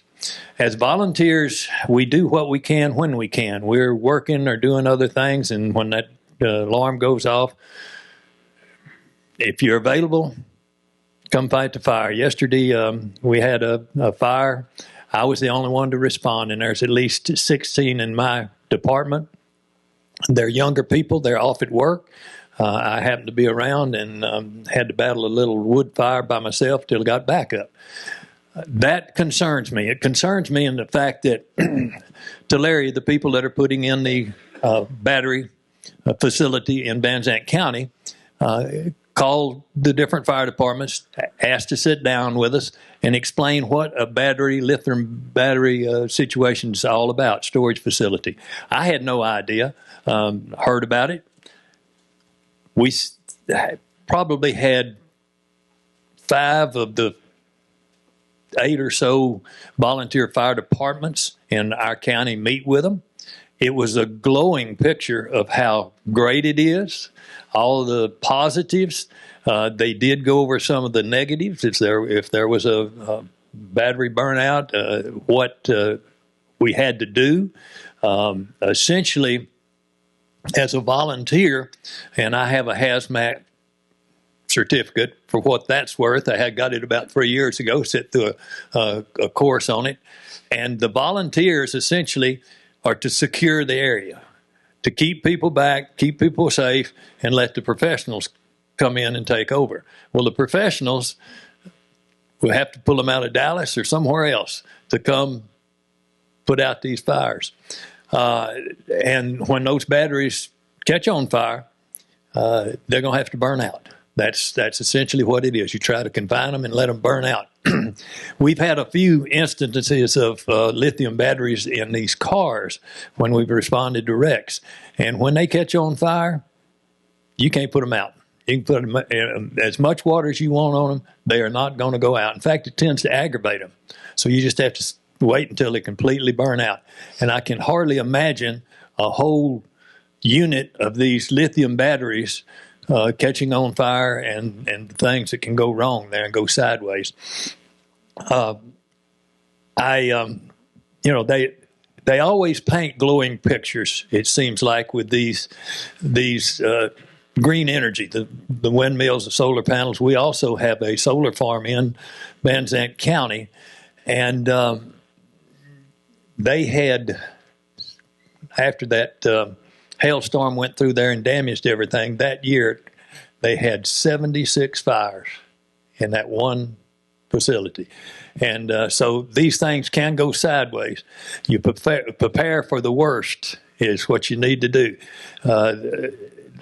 And you're going to hear how we can, let's say, combat what's going in and how we can hold them accountable, because they need to be held accountable. They need to, those facilities need to pay for the firefighters that are on duty to fight those fires. They need to follow the fire codes, and you're going to hear some about that. So Thank you, Doc. I'll yield my time. Yes, sir. Thank you. Thank you. So I know that there are bills out there, so I know it was brought up in the last panel, but there are ones specifically in reference to fire marshal codes and the codes in reference to what we can use for our fire personnel. I will state that I have emailed the bills in reference to the fire personnel, and I did emphasize that we need to be sure that our responders have proper hazmat gear. Their PPE is protective gear, is primarily thermal. Your house and your home have plastics in your couches, your carpets. That's where you saw the increase of fire personnel having cancer because of the PFAS within those. And so when you take these toxic gases and chemicals, the need for evacuation, they're standing at that perimeter waiting to keep you safe and waiting to figure out what their plan of action is while waiting for responders from Dallas. Meanwhile, the entire time they're standing in that gas with improper gear. They do not have anything to protect them. So there are legislative bills out there in reference to that as well. I have yet to see one say hazmat gear or proper gear, but hopefully we'll get that out. So going back to local government, I know a gentleman asked about water earlier. There are things we can do using our fire codes. And today we have my commissioner, Cliff Williams, with us, and he's going to cover what we can do at a local government level in reference to protecting our county and homes. Yeah, I'm working on 2 different projects now. One of them is the 391 Commission, which are local commissions that are established. The government code 391 is where that comes from, and that's how you establish your East Texas Council of Governments, your North Texas Council of Governments. But there are sub-regional planning commissions that can be created through the 391, which is comprised of 2 or more political subdivisions, 2 counties, a county and a city, 2 cities, and these are established in order to work on the health, safety, and welfare for regional planning. So a 391, how that works for you is the 391 brings the power of 2 or 3 counties or these cities together to extract information from local and state governments on projects. Right now, what we found is we began to look at the Fish and Wildlife, TCEQ, ERCOT. They would not respond except to say, we're not going to be involved in this battery energy storage until there is an explosion or until there's a fire, until there's a problem. Well, by that time, there's already a problem. We're trying to step in front of it and keep there from being a problem. So the 391 Commission is a slower process because you've got to get more than one political subdivision together to work together. You form the commission, you determine who's going to lead that commission, you pass bylaws, and then you begin to send that out to these state and local agencies to really turn over rocks. And you turn over rocks until they're too uncomfortable and they just let the project die. Well, 391 does not help you as it relates to a private company. A private company doesn't have to tell you anything. So, as a commissioner, the state fire marshal said, why don't you look at the NFPA? We said, what's an NFPA? And where would one buy such a thing? He said, that's the National Fire Protection Association. The state of Texas has adopted the NFPA as the code, the fire code for the state of Texas. Once a county exceeds 250,000 people in that county, they can adopt the International Fire Code. But until you have done that, you have the National Fire Protection Association, and NFPA in 2020 established Section 855. The 855 of the NFPA deals specifically with battery energy storage systems and what these companies are supposed to do before they ever clear dirt on their location is they have to provide the authority having jurisdiction, which is your commissioner's court, and in some cases, some counties have fire marshals that we've delegated that responsibility to. But the authority having jurisdiction is entitled to receive their commissioning plan, their emergency management, site-specific emergency management plan, their underwriter laboratory testing on their batteries, their underwriting laboratory testing on the containers, and they have to prove that they have a permanent source of water for this issue before they ever start. Now, if the facility is already under construction, which is what we had in my district, is in my precinct, they had already started clearing the ground. Well, the state fire marshal says, do this, and I said, well, doggone it, yeah, I will. So I wrote the letter. I had our district attorney sign the letter. We sent it off by certified mail. You have 30 days to provide us everything that's asked for in the 855. And I wrote it all. It's 3.5 pages, 4 pages of information. And not only did it give them the code reference, but it said you have 20 business days to respond to this and provide us this information. You know, that was due February 7th. On February 4th, we had all of it in our office. But they failed the battery test. They failed the container test. They still had they said, well, we don't have to provide you with a permanent source of water because we talked to somebody over there at some point and they said that we were exempt from that. Well, I sent them back a letter on February 10th and I said, oh, no, you're not. You have to comply with all of the rules that the state of Texas has established under NFPA 855 and 101, which is health and safety. So now our fire marshal, and if your county does not have a fire marshal, you can task this to the district attorney. You can write a warrant to stop work. Get it signed? That's right. You can get that warrant signed by the district judge, because that's where any dispute's going to be handled, is in the district court. You can get the district judge to sign a stop work warrant and says you have to provide all of this information that's already written in the existing codes before you can commission this battery energy storage system. In fact, the way that we read the codes, you have to provide all of that to us before you even start clearing brush. If they've already started, then you better get to work. That's what we had to do. We had to send this letter out. They're in the middle of clearing this area, and we were in the position that we received their information back. They're still working. They're not supposed to go online till the end of December. But to answer your question, what if they have already started? Let's say in the position where my friend at the end of Mr. Clint Eastwood is in, is it's already underway. I believe under 855, you can still, through the authority having jurisdiction, say you have not complied. Let's say somebody speeds all the way through the county, and you get to the end of the county, and they were doing 100 way back there, and now you catch them at 50, and they were just doing 55. You say, well, you can't give me a ticket because I'm doing 55 now, and that's what the speed limit is. But I caught you doing 100. You're getting a ticket for doing 100, even if the police officer just caught up to you. So your authority having jurisdiction, in my opinion, is he is able to go back and say, no, you have got to comply with 855, all of it. You need a permanent source of water here.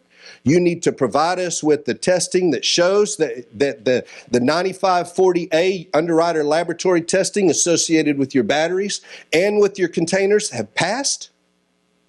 And if you don't, I'm going to go to the district court and I'm going to get a stop work order, and you're going to have to shut down until you have provided us with that and a suitable permanent water solution. And the permanent water solution is subjective. In other words, it's not a formula that's associated with this permanent water. If you're in a rural area and you're dealing, and Doc Collins is your fireman, and he doesn't have the PPE necessary, then the authority having jurisdiction can increase the amount of water, permanent water, that they have on site to fight that fire. Not the lithium, but all the brush around it, all the houses, all the barns, all these things that are around it. So we have in our toolbox already things that, now quite honestly, now I was a corporate attorney for 10 years, and then I had a private practice for 4 or 5 years after that. But most of these commissioners, they were construction guys, or they were on the road crew, or they don't know this, and they wouldn't have known it. But the state fire marshal says NFPA. I can read the NFPA. I know big words. So that's how we are processing that now. Now it's too new. The code is too new to have already gone through court.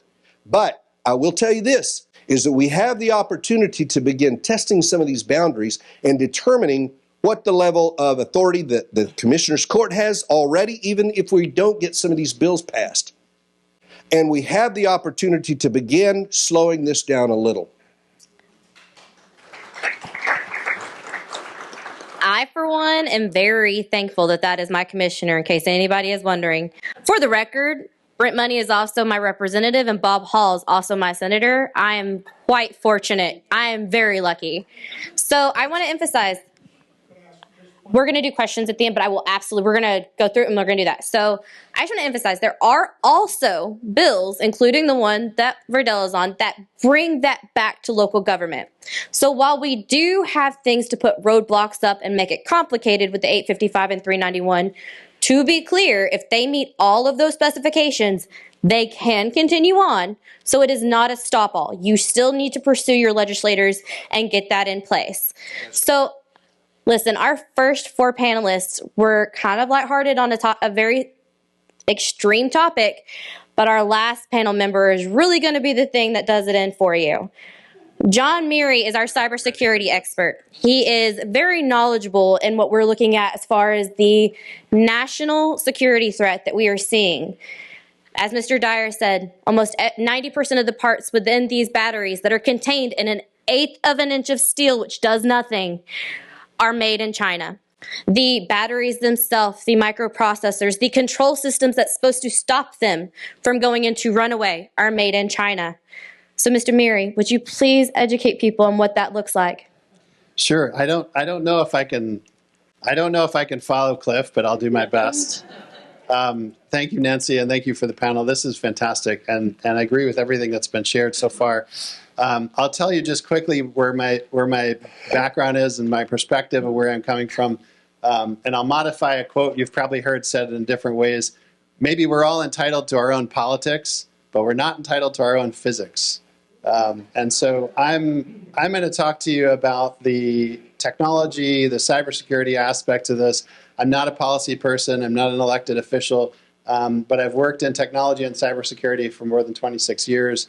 I co-authored Texas's first statewide cybersecurity strategic plan, helped set up Texas's first chief information security officer role. I built the Network and Security Operations Center that Texas uses to protect state government from cyber attacks that is still in operation today. I was the chief administrative officer at a $1 billion water and electric utility in Austin that was a tremendous place to work and didn't have a cybersecurity program really to speak of before I got there. Built the program there.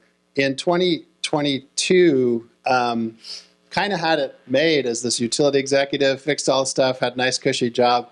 And then I went to a meeting like this that was convened by the FBI, a working group that brought people together from a lot of different areas and started to look at what the other utilities were doing when it came to cybersecurity.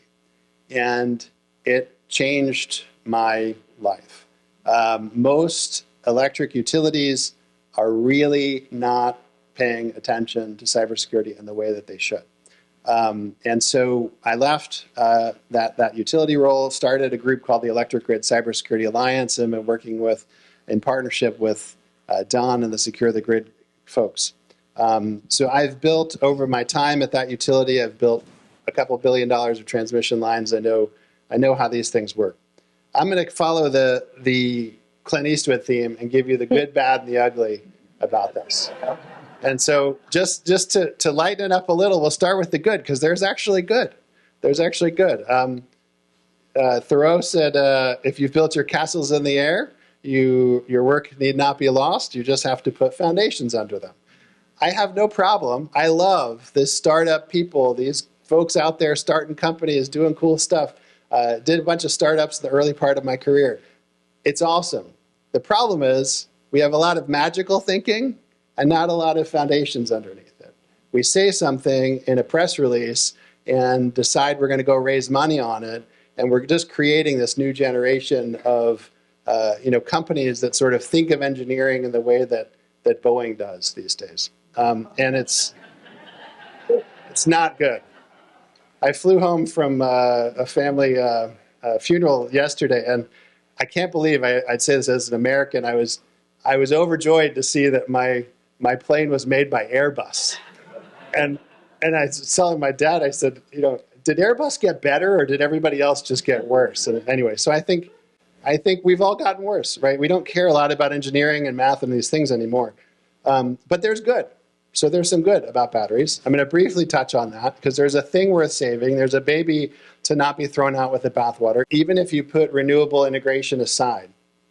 Batteries are a good technology that can do a lot of good for the power grid. People are not lying when they say that the application of batteries can make power more reliable. It can make it more stable. It can protect the resilience of the grid. And actually, it can also lower your bill. There are a lot of people who have lobbied the legislature for a long time to keep batteries from getting applied in different areas because it's going to cost transmission companies and utility companies a lot of money if they start getting out there. So good technology. I also like nuclear, also good technology. The question is, just like nuclear, are we deploying it in a safe way, right? It's not optional. Safety is not optional. So there's a lot that can be done. Texas actually holds has deployed already 27% of the utility scale batteries that have been deployed in the entire United States. So we're a leader in it. Growth is just skyrocketing. If you look at ERCOT's numbers, whatever, planned projects, announced projects, just through the roof. It's all over the place. There's a bunch of technical terms I'm not going to get into, like frequency regulation and voltage support, but take my word for it if you feel comfortable that they can do a lot of really good things, even with gas, even with coal-fired power plants. So there's a lot of really good things to be done there. So that's the good. What's the bad? Well, one of the bad things, you've heard several of the bad things. One of the bad things is cybersecurity. And it's intimately related to the same issues that the other panelists brought up. Because the use case, the failure case that I'm going to talk to you about is what happens if someone uses a cyber attack to create one of these negative situations that we're trying to avoid. Right, so there's been several events already. One in the Western Interconnect, Moss Landing is another one if you Google, where these large battery power packs either had thermal issues that took them offline or shut them down, or in the case of Moss Landing, things that actually caught on fire, destroyed equipment, and could really damage, it caused tens of millions of dollars of damage. So they are safe when they're operating properly, but there's a condition that you've heard mentioned called thermal runaway. If it gets hot enough inside of these battery power banks, you can't stop it. And you've all heard lithium is not a pleasant thing. We actually make psychoactive drugs out of lithium. So you know, there's some things you can debate. I'm not sure if all the plastics in the water are unhealthy or not. I don't know. I think lithium is pretty bad. Like when we know that it's a compound that alters brain chemistry, that's something we should be very careful about. It also burns super hot, right? So this is a major problem. Now, when you're driving down the road and you press on your brakes, you're used to thinking, especially if you've been driving for a while, you're used to thinking of that as a mechanical system, right? So I press the brake, and that's what makes the car stop. Well, funny thing has happened over the last 30, 40 years. That's not really what's happening anymore. You're basically pressing a button, just like on your iPhone, right? It doesn't really, the physical force that you're pressing on that brake is not really what's stopping you. Now, good news, when the computers work right, anti-lock brake systems kick in, and it'll save your life in a way that none of us could have ever done if we were a professional driver, right? But these battery backup systems, these battery systems have a lot of computers, just like your car does, to interpret the signals from the operators and do what's intended. Well, they do things like measure the temperature on the temperature sensors and tell the fans and the air conditioning units how fast to go. They measure that temperature and they send signals back to the remote monitoring system, wherever that is, right? So those systems are designed to protect that infrastructure. When they're working properly, everything's fine. Here's the problem. Most of that software was written by programmers in China who make $5 a day. So what do you think is going to happen when an organized criminal comes along and says, I'll give you $2,000, no, maybe $20,000. How about $200,000 for a backdoor into that system? Would you take it? I mean, that's generational wealth for these folks, right? What about if a general in the People's Liberation Army on behalf of the Chinese Communist Party says, this is your big day, young man. Your country needs you. I would like you to make a back door so I can shut these things off at will when I need to because the U.S. maybe is getting too belligerent on Taiwan or something like that. What would you do?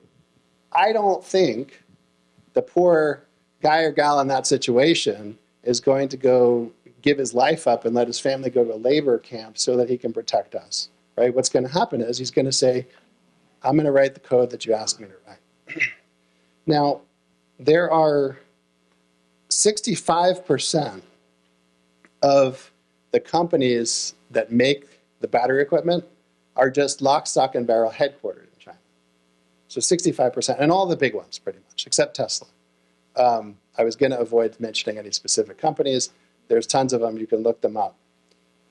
But nearly 100% at least 90%, according to the Department of Energy, at least 90% of battery installations in the United States use at least one component, one control component that is designed and built in China, where no American, whether it's at a national lab or what, has ever seen the code, knows how it works, or has tested it.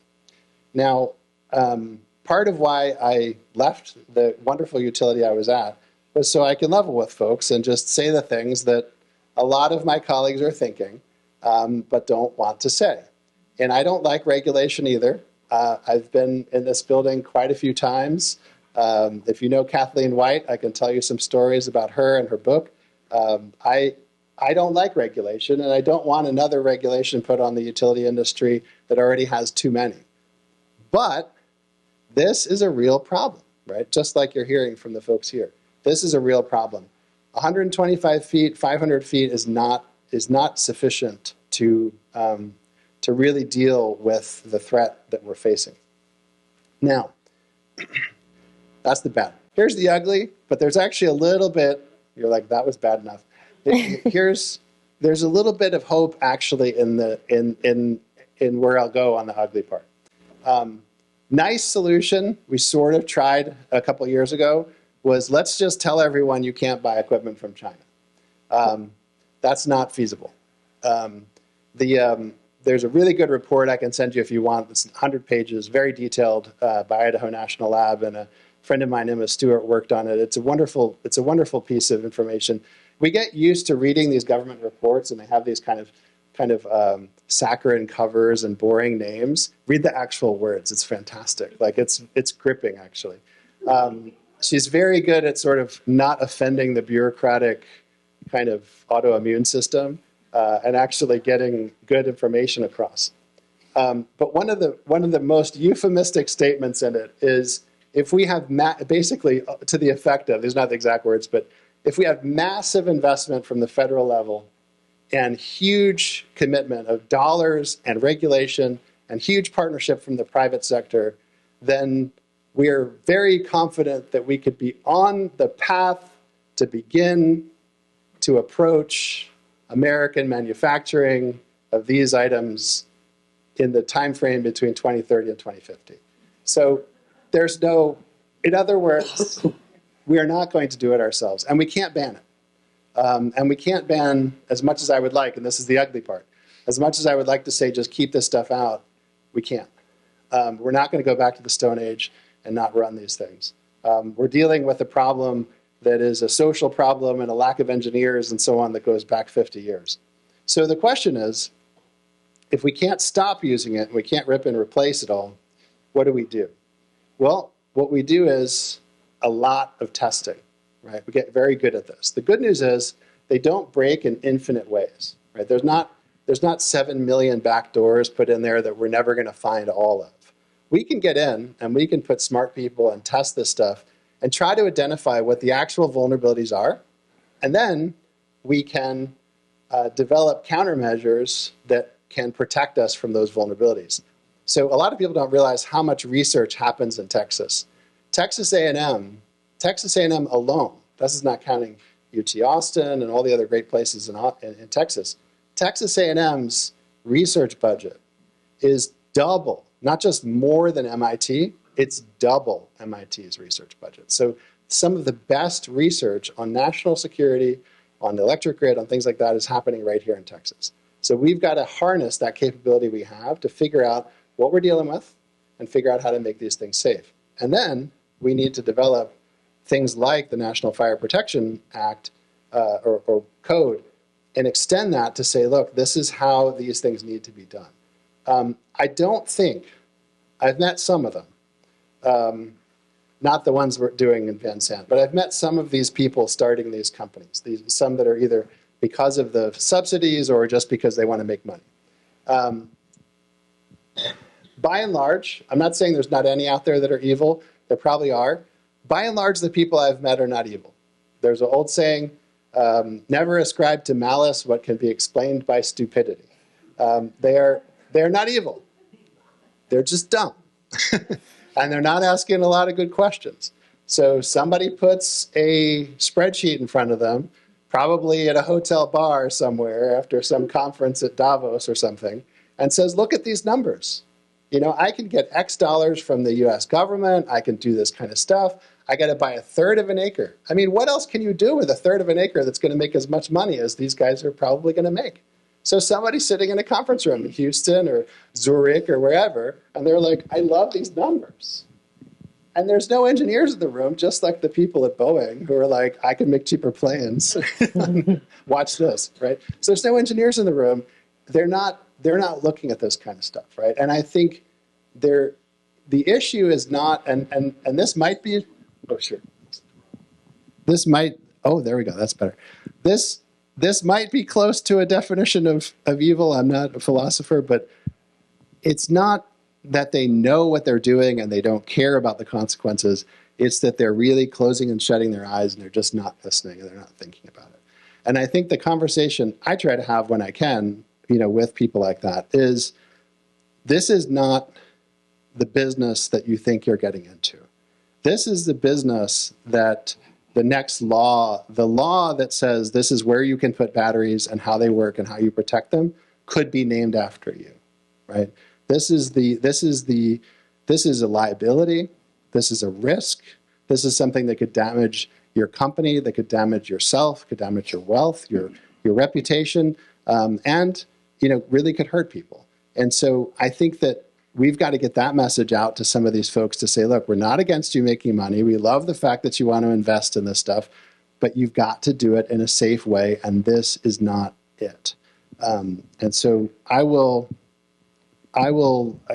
guess my last comment I'll make, just and then get back to the panel here, is I don't know, you know, not my expertise, it's these folks' expertise. I don't know how you translate this into policy. You know, what's the right way, the right code, the right penalties. But I can tell you, if your gut feeling is this equipment is not safe, and, you know, that's how you feel, you're right. You're right. 1978, there was a safety incident in West Virginia where 51 utility workers were killed at one time. They were building a cooling tower on a coal-fired power plant, and they poured the concrete 20 hours earlier in almost sub-zero temperatures, and so the concrete didn't cure. They sent 51 guys up there, and everybody died. Now that was the wake-up call that made everything that was what they created. OSHA, not just OSHA. The utility industry now is actually one of the safest places to work. I mean, that was like a national crisis, and everyone rallied. Everyone did the Apollo 13 thing. They all got together. The utility industry is now actually one of the safest places you can work. The utility I was at in 8.5 years, our employees drove 57 million miles,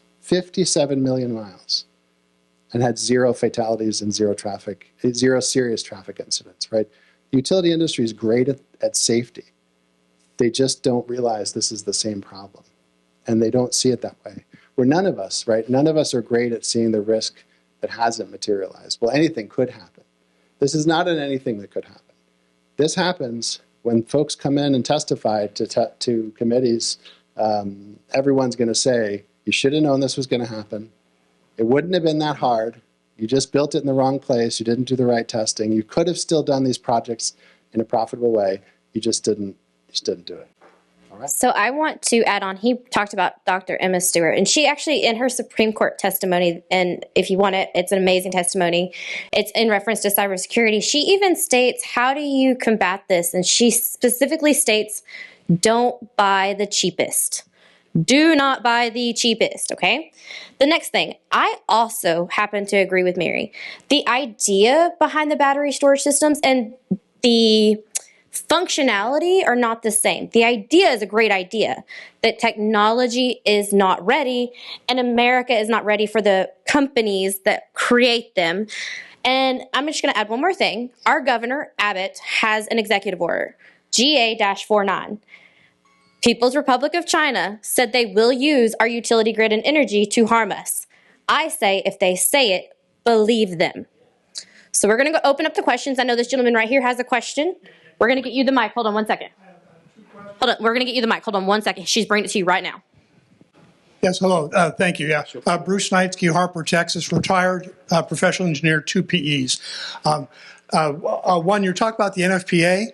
I have here for you NFPA 68, which is they're using as a deflagration standard. Section 1.3.3. This is not to be used for runaway thermal reactions. And I'll give this one to you so you can.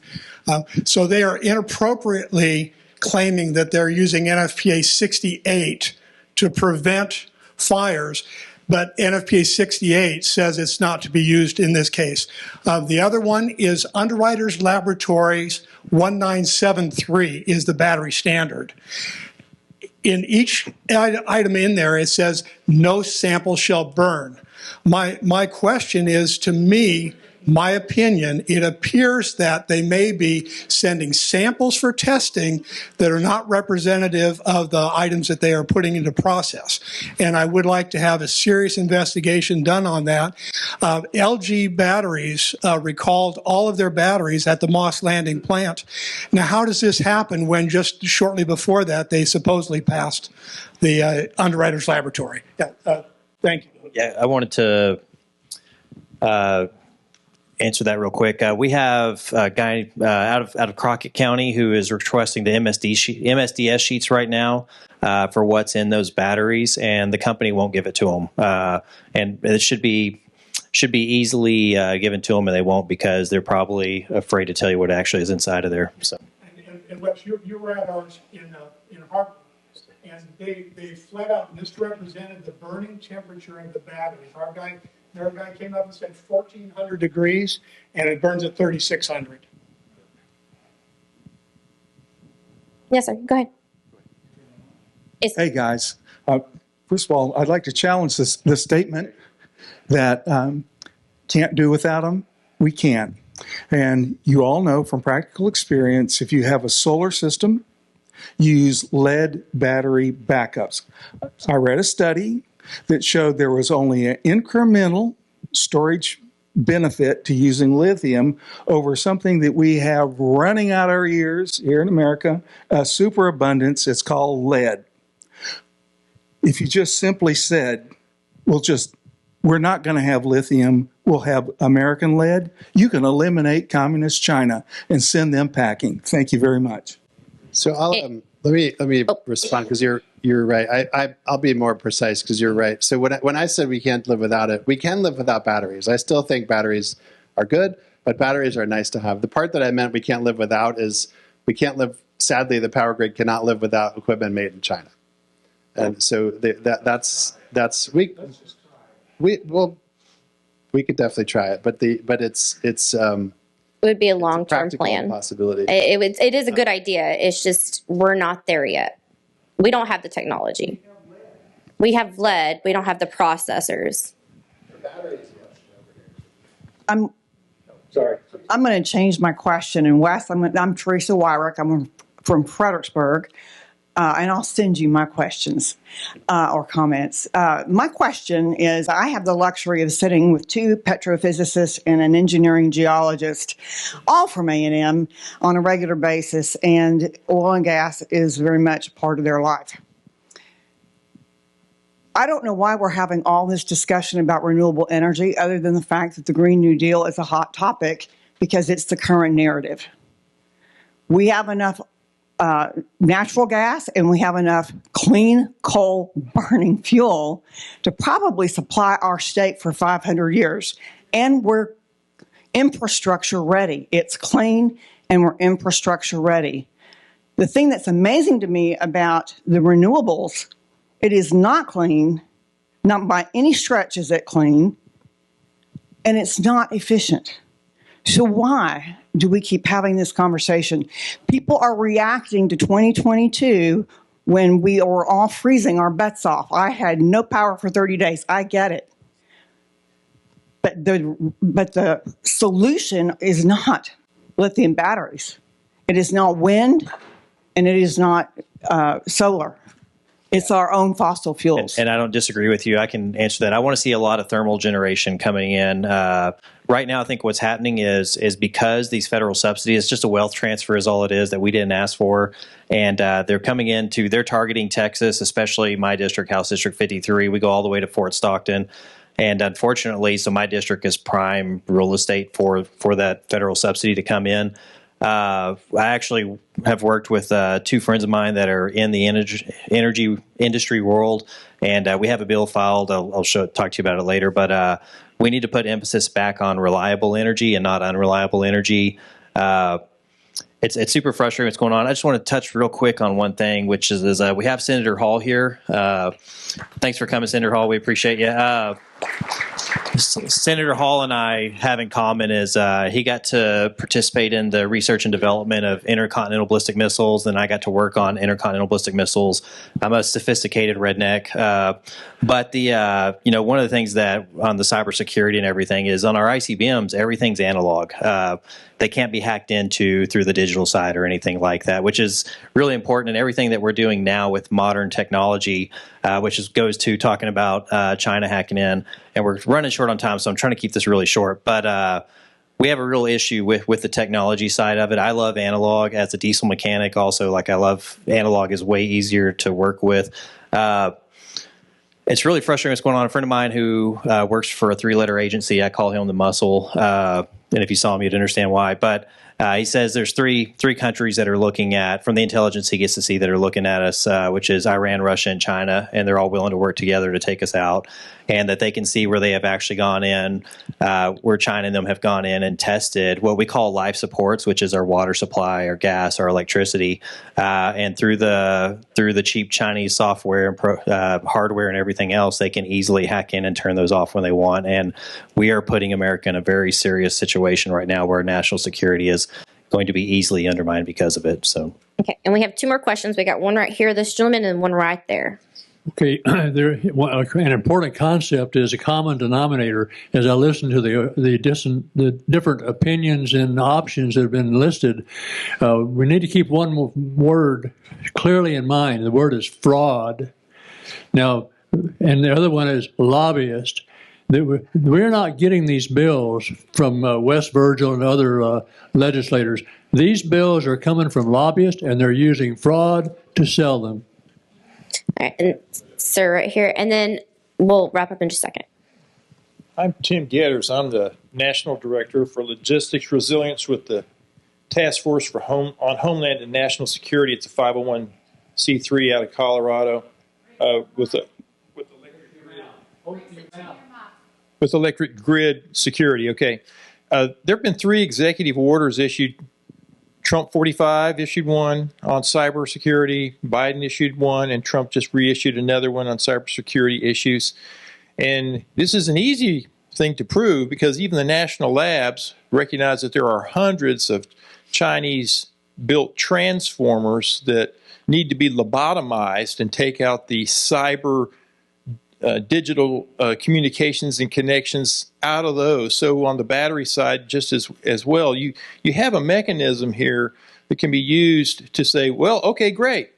Show us your proof that you don't have, well, somebody just mentioned earlier that these are remotely controlled by another country, from another country. So if they're not controlled locally because they're digitally connected, then they're really not secure. And so the Chinese can, or Iranians or whoever, or even cyber hackers, they can switch these things on and off and destabilize the Texas grid, whether or not they blow anything up or not.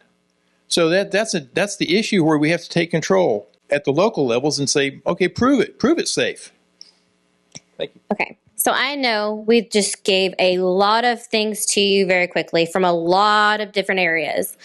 We have more than 10 bills that can help the issue, and I am willing to discuss them, as I'm sure others are. Hall himself has 4 amazing ones. Money has 3. The list goes on.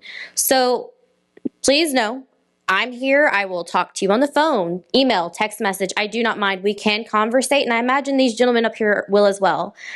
Guys, thank you so much. I am so honored to have you on my panel. Y'all did amazing. Thank y'all so much. Hi. I'm Dennis Quaid. former energy official claims an attack on an American power grid was terrorism. The attack was the most significant incident of domestic terrorism involving the grid that has ever occurred in the U.S.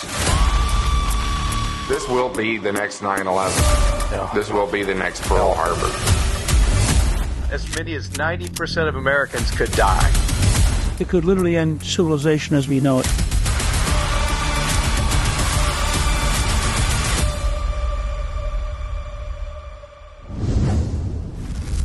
Choose power up, not grid down.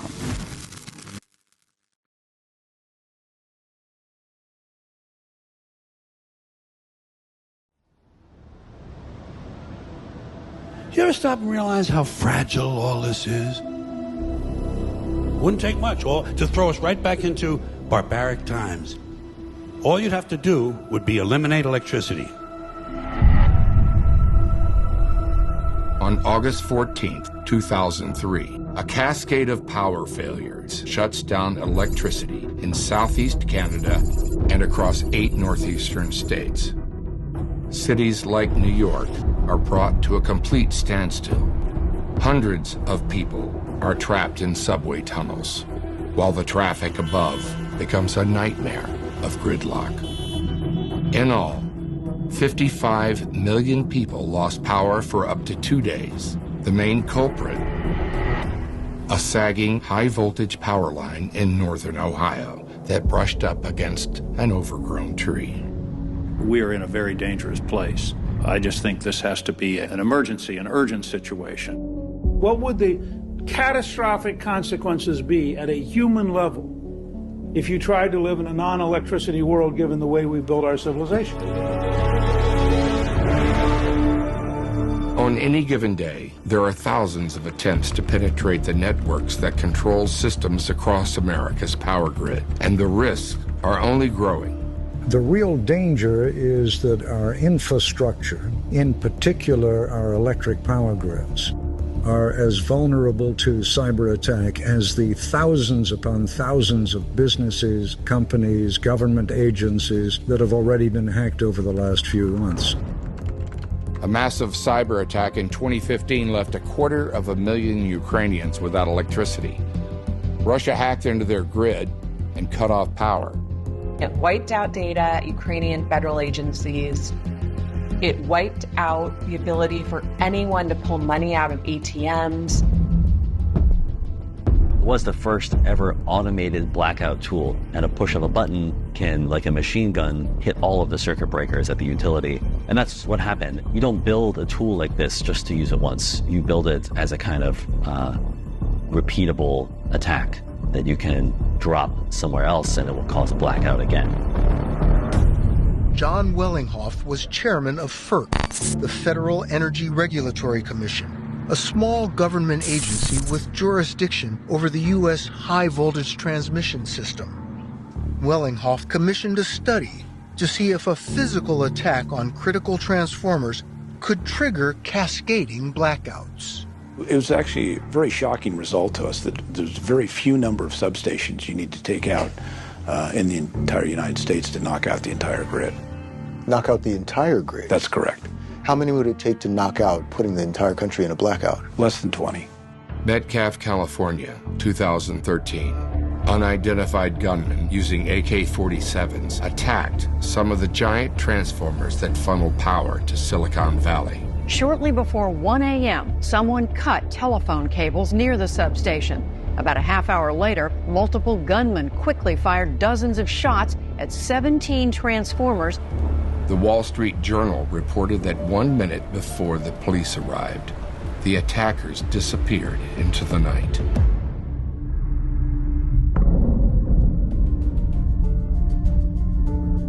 A nuclear explosion in the atmosphere above the United States could unleash a burst of invisible electrical energy that within a fraction of a second could wash over this country and overload all of our most sensitive electronic devices.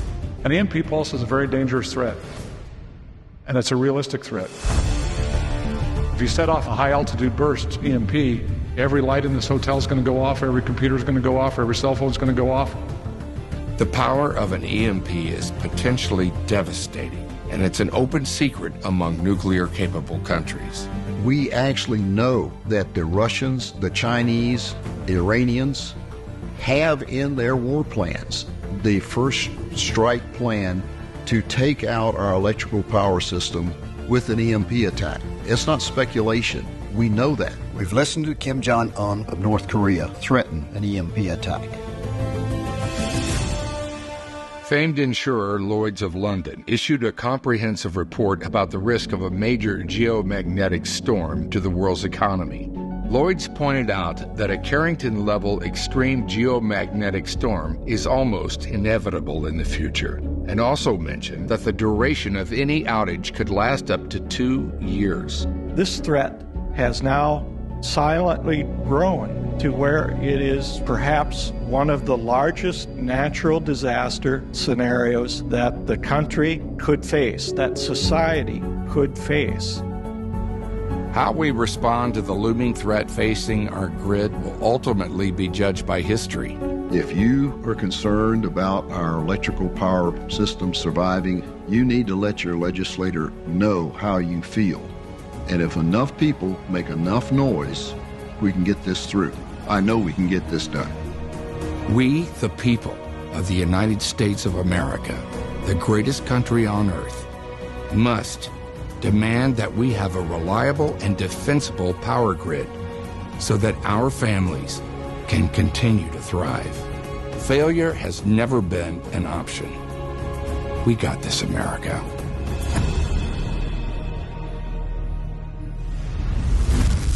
Choose power up, not grid down.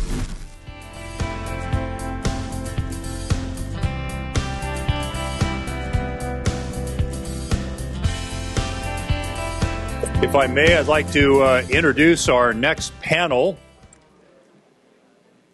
My name is Chuck DeVore. I'm the Chief National Initiatives Officer here at the Texas Public Policy Foundation. And it's my great pleasure to introduce for you this next panel on our electric grid and measures we can take to make it more resilient. I think there's a lot of practical knowledge that's going to be transmitted to you in this panel and a lot of very important information because I think a lot of too many Americans take for granted that when they go turn on their light switch that something's actually going to happen when they do that. So joining us today, we'll go with rank before beauty here. So we'll start off with our senator who is joining us today, Bob Hall. Now, the important thing to know about Bob Hall is that he has been a one-man wrecking crew on these issues in the Texas legislature. When nobody else was talking about these issues, when nobody else was authoring bills that had anything to do with making our grid more resilient, Senator Hall was out there researching the issue and proselytizing with his compatriots to try to get them to understand the importance of securing our grid. He's the chairman of the Administration Committee. He serves on the Finance, Health, and Human Services, State Affairs, and Veterans Affairs Committees.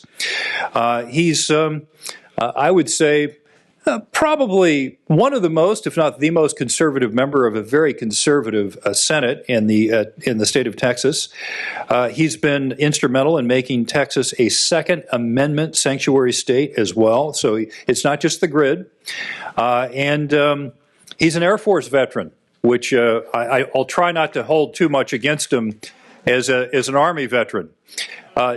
Yeah, exactly. Thank you for that. Hua. Yeah, I always like to say I'm bilingual. I know how to say oorah as well for our Marine friends. Do we have any people out here who eat crayons in the audience? No?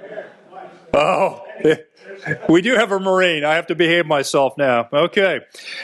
Joining us on the stage today is David Tice. David has produced an award-winning documentary with Dennis Quaid. I think many of you have seen it. I know I've seen it. I think, in fact, I was maybe the MC when we screened it here.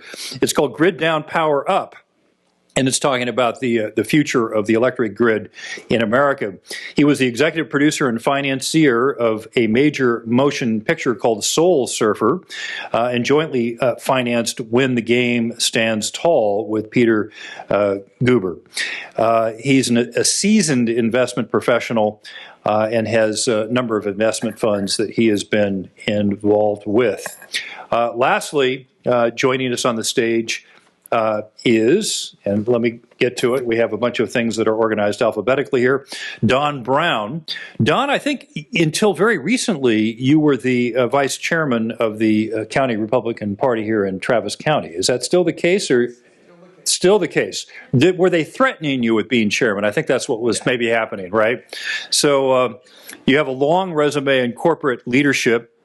But what he's done in the last few years is he's really focused on this issue, putting his personal energy behind trying to figure out how we can fix the grid and trying to get public opinion to align with that very important goal. He's one of the team of experts at the Secure the Grid Coalition, and putting kind of lie to the myth, he is one of those individuals who can get very specific about the fact that a lot of what we need to do to secure the grid is actually cost effective, which is one of the obstacles that we've seen in the past. So before we start this wonderful panel, though, we have a very brief 2-minute, I understand, very dynamic video with Tommy Waller leading the video. And I think, Senator Hall, you were at that event that is going to be on this video here. So if we can run that video, and then we'll get started with our panel. We're going to get to this at the end, but I want to let you know up front what the ask is, so you can be thinking about it. You can be telling us what we need to think about as well. And that ask has to do with last session, a bill that allowed the electric utilities the ability to ask for cost recovery for increased resilience. That bill did not specify electromagnetic spectrum threats. It talked about terrestrial weather and sabotage and cyber attack. It didn't talk about solar weather. It didn't talk about electromagnetic interference. It didn't talk about high altitude nuclear EMP, none of those things. Okay. So one ask is for us to be able to think about whether or not that bill covers hardening for electromagnetic spectrum threats, despite it not saying it. Okay. So that's one piece of it. And then the second is to get your input on whatever kind of legislation would be helpful to the industry, to the commission, for solving this problem fast, as fast as we can, right? And so that would involve the potential of grant money, for example, from the state to ramp up the supply chain, et cetera. And so these are the things we're going to ask of you to give us some input as we continue to move forward. Now, we're trying to solve two problems. Okay, we're going to get into these. One is the problem of E1, HEMP E1, which we'll talk about, or intentional electromagnetic interference. The second problem is it can be caused by solar weather. We'll talk about it. HEMP E3, all right, essentially ground-induced currents. So both of those cause system-wide problems, which we'll discuss. Both are fixable, at least for the infrastructure that we're going to talk about. And the good news is, we'll get into it, the cost we have estimated is 80 cents a month for our top customer. Okay, so we believe it is imminently doable and cost effective. And so we'll get into that discussion, but those are the two problems we want to solve in this discussion, okay? So that very quickly laid out the problem, but let's go to Dawn and start off with, why are we here? I mean, you look at this stuff, so much of it seems to be common sense, right? So tell us about what you've been doing, why you created the Secure the Grid Coalition, right? And what's the problem that we're trying to solve here? Well, the Secure the Grid Coalition has been around for 3 decades. And I got involved just recently, the last 3 years, really, through Bob Hall's presentation to show grid down, power up, just like any of you may have seen it out at one of the community showings of it. And it really moved me to get involved in it. Now, Secure the Grid Coalition is a nationwide coalition of engineers, as Tommy was saying at the very beginning of this. So we can do something about this. In general, the utility industry is very conservative in how they move forward on these technologies. And they need to be, because it's lives that are dependent on it and what they introduce. And over time, the technologies have developed, and the technologies today are such that they can be implemented. They're already in use. In some places, over a decade, they've been in use. Even some of our own utilities here in Texas have developed some very good technologies that can protect this. So we're really at the point where this can be done very affordably, and we can just start putting it out there, and we need to get a supply chain built behind it. So what that presentation that Tommy was just talking at, that was at the PUC, at our own Texas PUC. Senator Hall was there, and 5 of our largest utility transmission companies were in that meeting. And we were explaining to them exactly how this could be solved, the available equipment, and they were giving us their feedback on what would make that easier for them to help them get started on that. Senator Hall, you're an Air Force veteran. You've worked in the aerospace industry. When you look at the grid, of course, 4 years ago, we had the power outage because of a 100-year event storm. But the power went out for very different reasons in that widespread state event than some of the issues that you're concerned about with this. So how is it that your military background, your aerospace background, perhaps prepared you to understand some of the threats that we're talking about today? I think what the big thing is the experience I had in with the EMP threat when I was in the military against our weapon system, Minuteman. To make the short version of it, I was picked to be the project officer, the hardened missile in flight against the threat. Because while we were nuclear hardened, everybody thought of that is the dynamics, the blast itself, and it turned out this was something nobody had thought of. That was what got my interest in it. And then when I had the opportunity, many years later, just before coming to office, having run into Frank Gaffney and then Tommy Waller, and all of that is an incredible story of God's hand putting people in the right place at the right time. Because my meeting of Tommy Waller was on the first day I was in office. And usually, as you know, the Capitol is very, very crowded. Yes. You can hardly get on the elevator. Right. Well, I went out to get on the elevator, and there was nobody there. It was empty. I got on it, and as the door was shutting, this hand comes in, stops the door, and steps on this guy, and heading up, and you start the elevator, who are you? Hi. So on. And what he said, well, my name is Tommy Waller. I work for a fellow by the name of Frank Gaffney, and he sent me down here to find somebody to work on a bill to harden the Texas grid.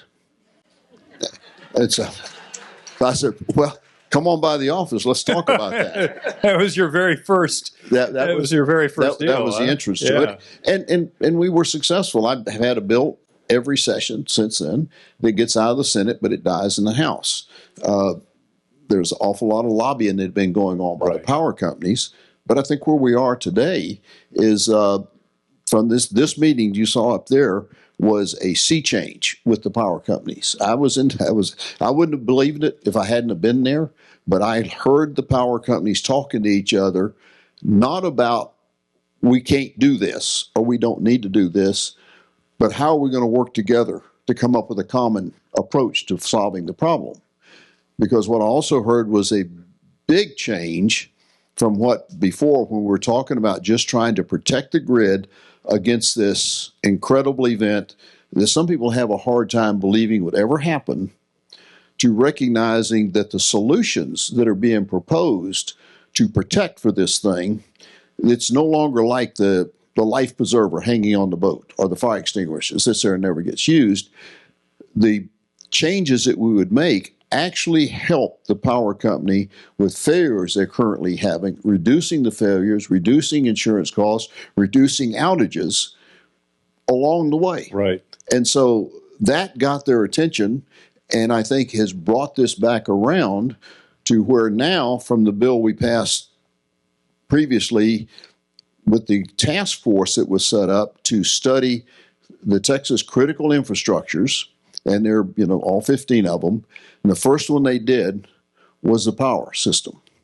And this was headed up by Nim Kidd of TEDM, Texas Emergency Management folks.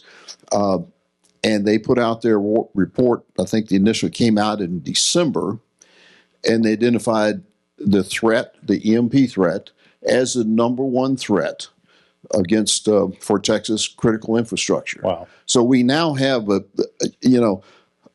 solutions in hand that are practical at a reasonable price. Before, people was talking about, well, how much is it going to cost, and everybody look at you and say, I don't know. You know, scared to death of it. You're talking now less than $1 a home, a meter for the fix that has utility, has value today. The day it's installed. Right. It's not just an insurance policy. It's making the system more resilient. Right. And that's one of the key words in this thing is the resiliency, which helps us with all aspects of it at a reasonable price. And I think an acceptance of the way to pay for this, which is what I've advocated from the very beginning, and that's in a rate adjustment. Right. And because, believe me, the power company's doing it because they're the closest to getting the work done. Right. They're immediately affected by the price they have to pay. They are going to do it for the least amount of money. You let the government do it, and I guarantee you it will cost 10 times as much and won't work nearly as well. It ain't so. So it's amazing what a small world we live in, because one of the individuals I worked with when I was for a time the youngest Reagan appointee in the Pentagon was Frank Gaffney 39 years ago when I was 24 and 25 years old.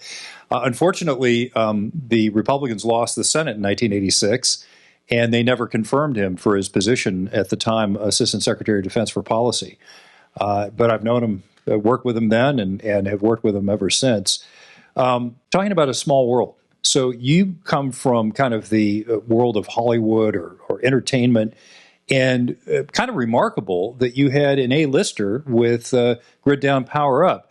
Is that something that came together because you knew Dennis Quaid, or that it just like it fell together? How'd that all work out? So I was involved in Soul Surfer as a financier and executive producer. I don't really come from the Hollywood world. I'm really from the investment world, but that was kind of a one-off project. But I was moved by this threat, and hearing about Bob Hall and the great statesman around the Secure the Grid coalition, and therefore I was moved to make this movie. And I've been friends with Dennis Quaid, being on a set with him back in 2011 or so, and I brought up the fact, would he potentially be involved in helping me narrate it? And I was able to cajole him. I pretty much stalked him. I ended up going to Cincinnati, Ohio, where he was performing, and I kept texting him. You didn't get a restraining order against you, though, did you? No. Okay, then you weren't really stalking him. Okay, it's like almost. So, all right. So I showed up in Cincinnati, texted him, coming to his show, never responds. He never responds. I'm shocked. I'm in the audience like an hour before the show. Yeah, you were that guy. Okay. He said, "Do you want to come see me? I'm in the green room." That's when I submitted. Bingo, you got it. Yeah. Persistence. Yeah. Wow. And that was like the secret ingredient for the documentary that probably made it a lot more popular and got the news out, right? Senator Hall was kind of the star of the movie, I'd say. So. No, that getting Dennis Quaid, actually the movie had pretty much been initially produced, and then Dennis Quaid was the icing on the cake. Right. It brought it all together and gave it the oomph that just took it over the top. And so that was a fantastic move. I think that was a major contribution to getting people's attention. And then the way I was impressed how he got into it the way he did. It wasn't just standing up there and reciting words.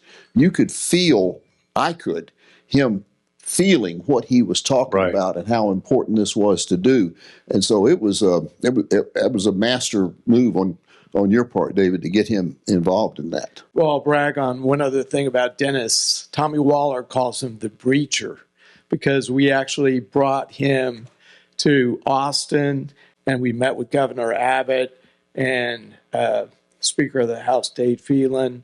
We brought him to Capitol Hill. We ended up doing a briefing on Capitol Hill. So therefore, he has gotten into this because he cares so much about it. He spoke for 25 minutes to Tucker Carlson about this.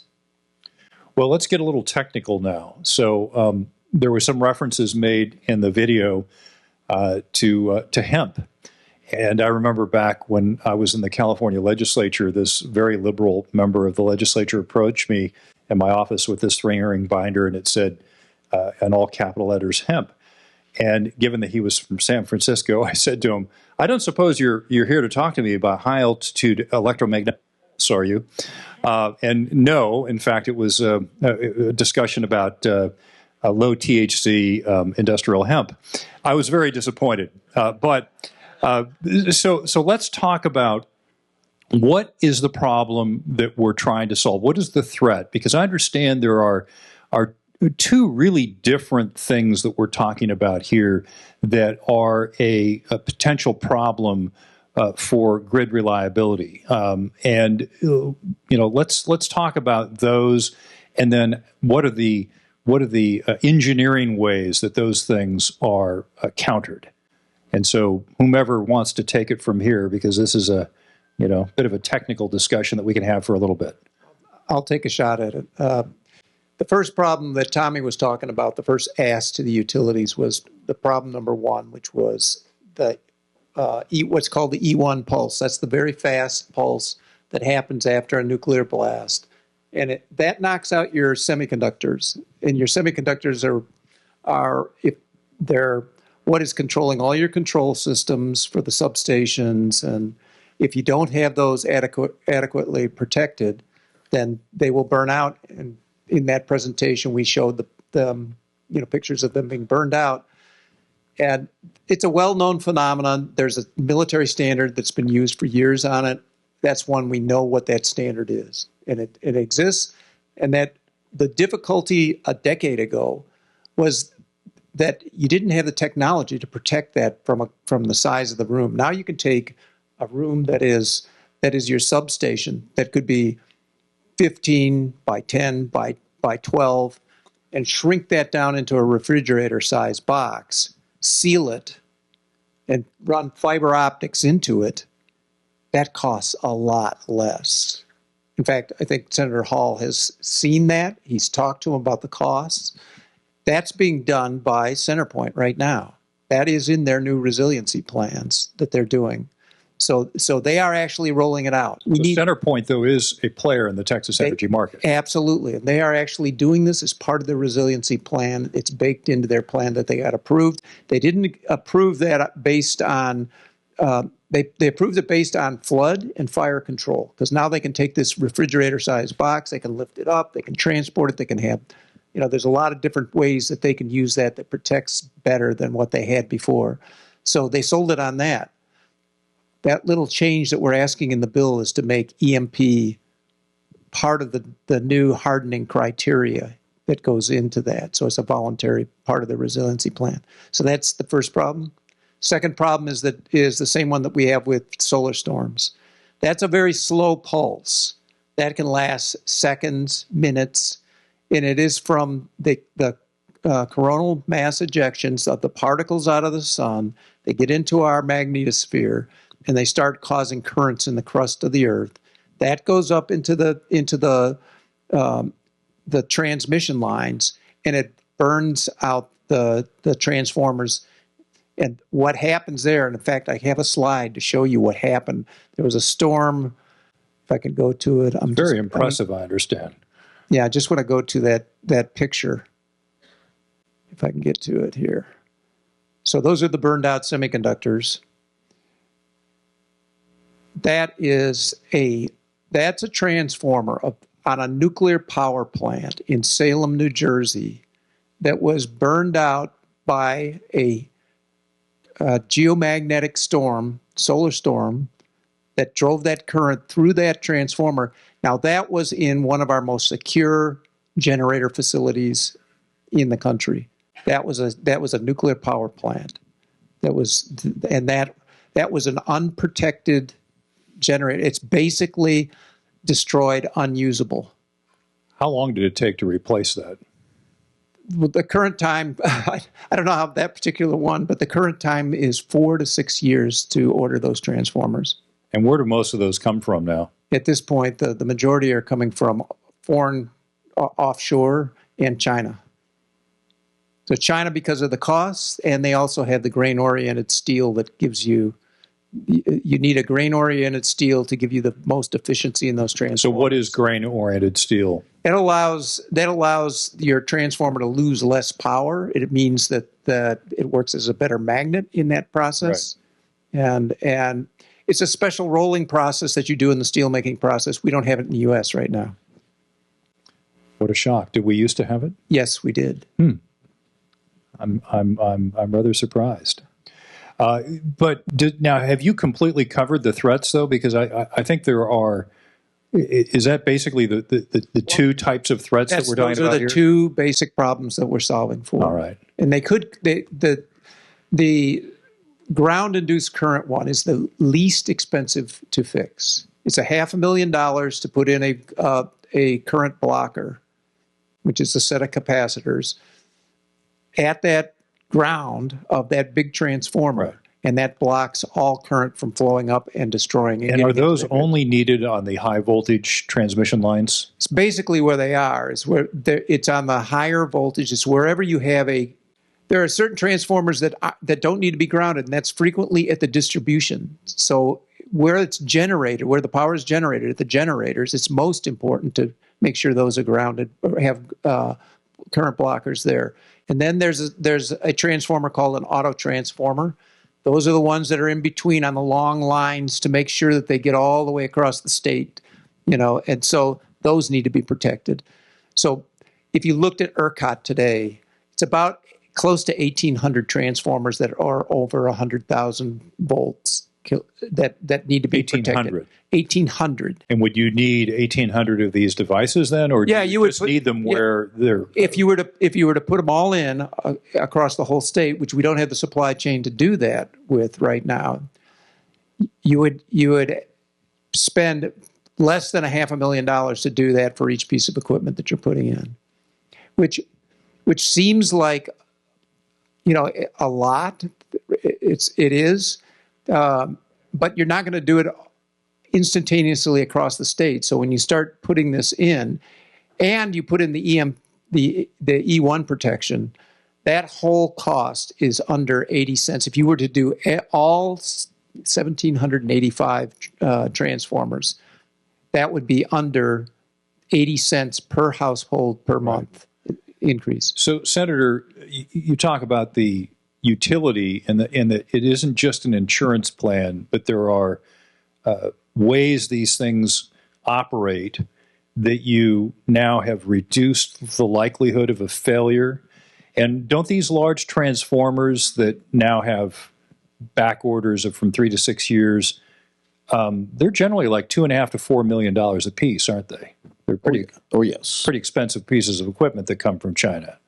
So having these types of equipment on the circuit reduce the likelihood of failure. What are some of the other failure modes that this might protect against? The ones we're talking about that they've recently found would be put in is just the general wear and tear on the equipment of being able to have the spurious currents not be what they're by being less because of the grounding, the protection. So you don't have things wearing out as fast. Interesting. So it just increases the lifespan of these really expensive pieces of equipment. Operate, which the power companies, that's really something new to them. They don't think about that kind of thing. They've always been known to operate to failure. Periodic maintenance or taking care of stuff, they just don't worry about it. Let it fail, then we'll go out and replace it. Right. And so that kind of changes the philosophy with them. But the idea of what Don was talking about that has also gone along with this is that this development in Centerpoint with a hardened substation that they can now build for one. It's not just that it's portable, it's small, efficient, but its cost is 1/4, 25% of the equipment that it's replacing. So it makes it much more attractive to use. And they're actually installing it in high value areas as a backup that's already in place. So if they have the main one go down, they've got a backup there because it's so cheap to do. Oh, nice. David, if you look at I mean, you're like more the public-facing person that has interfaced with a lot of the American public on this. What do you find is the most shocking thing? Like when you talk to people, what are they the most surprised about? I think they're the most surprised that they have not been informed. I think they're surprised that anything like this could ever happen. The most number of Americans who have ever died has been 12,000, I think, in Galveston in a hurricane. And the fact that we're talking about potentially 300 million Americans, and their mind just fogs over. But then when you tell them that the municipal water systems and wastewater systems would go out and that human beings need water after 3 days, then it starts to crystallize. But then they're just in shock and kind of, paralysis, really. Right. Well, it isn't just the municipal water systems, too, right? It's the entire food infrastructure with refrigeration. Exactly. Right? Well, it's really everything. I mean, electricity, if you just hierarchy it, electricity is the second most important thing to sustaining life. The only thing more important than electricity is air. It's air. Because you'll live longer without electricity than you will water or food. Because you don't get any of those. Without electricity, most people won't even be able to tell time. Think about that. Unless you have your grandma's wind-up clock. And think about those poor millenniums out there not having an iPhone. Yeah. Suicide rate will go out. But seriously, nothing runs. Your automobile won't run. No pump will run. So you may have an old pickup truck that survives from an electronic standpoint, but you better have a full tank of gas because that's all you're going to get because there'll be no pumps running. And the folks that will be hurt the most are those living in the urban areas. Right. And even those that are living out in the country, not many people know how to grow tomatoes and potatoes in there. So, and their tractors don't run on air. Right. So let's go talk about the nature of the threat. So a lot of people, the reason why people don't think about things like this, of course, is it's terrifying. And people then rationalize that these things could never happen, or if it happens, it's going to be in the context of some sort of a global war or something. And, the nuclear bomb is going to get you before any of the other stuff does. What are some of the mechanisms by which disruption, now setting apart physical attack, so you had some 20,000 plus Chinese nationals, males of military age that came across in the previous administration. Probably half of them are helping the Chinese triads grow illegal marijuana and distributing that. But setting aside physical attacks on the grid, what are the mechanisms we're talking about? So you have a solar flare, a Carrington event is one of the things that's been called. What are some of the other threats to the grid? Well, I'd say the major one is a HEMP, a high altitude nuclear detonation, single. One time, one small nuclear weapon detonated about 250 nautical miles over the central part of the United States, South Dakota, Nebraska, Kansas. That's close enough. You would never hear it. You won't see anything. You wouldn't even feel anything. There'd be a bright flash up there. No animals would be killed. You wouldn't be hurt, but the lights go out. There'd be instantly no electricity. Now, we have some experience with this, don't we? Wasn't there a test called Starfish Prime? Starfish Prime, that's where we learned about this, and where we said, oops, because Starfish Prime was when our nuclear weapons had gotten so large we could no longer continue to test them in Nevada, either above ground or below ground. So they came up with the idea, well, let's send them into outer space and test them. And we did that down in the islands, and every time we did it, we knocked the power out in the islands. We later learned that the Russians were doing a similar test in Kazakhstan, and they experienced exactly the same thing we did. And for those of you who are old enough to remember the high-altitude nuclear test ban treaty that got ratified very quick, that was because we didn't know what they knew, they didn't know what we knew, but we didn't want them doing what we weren't doing, etc. And so we said, we got to stop this thing.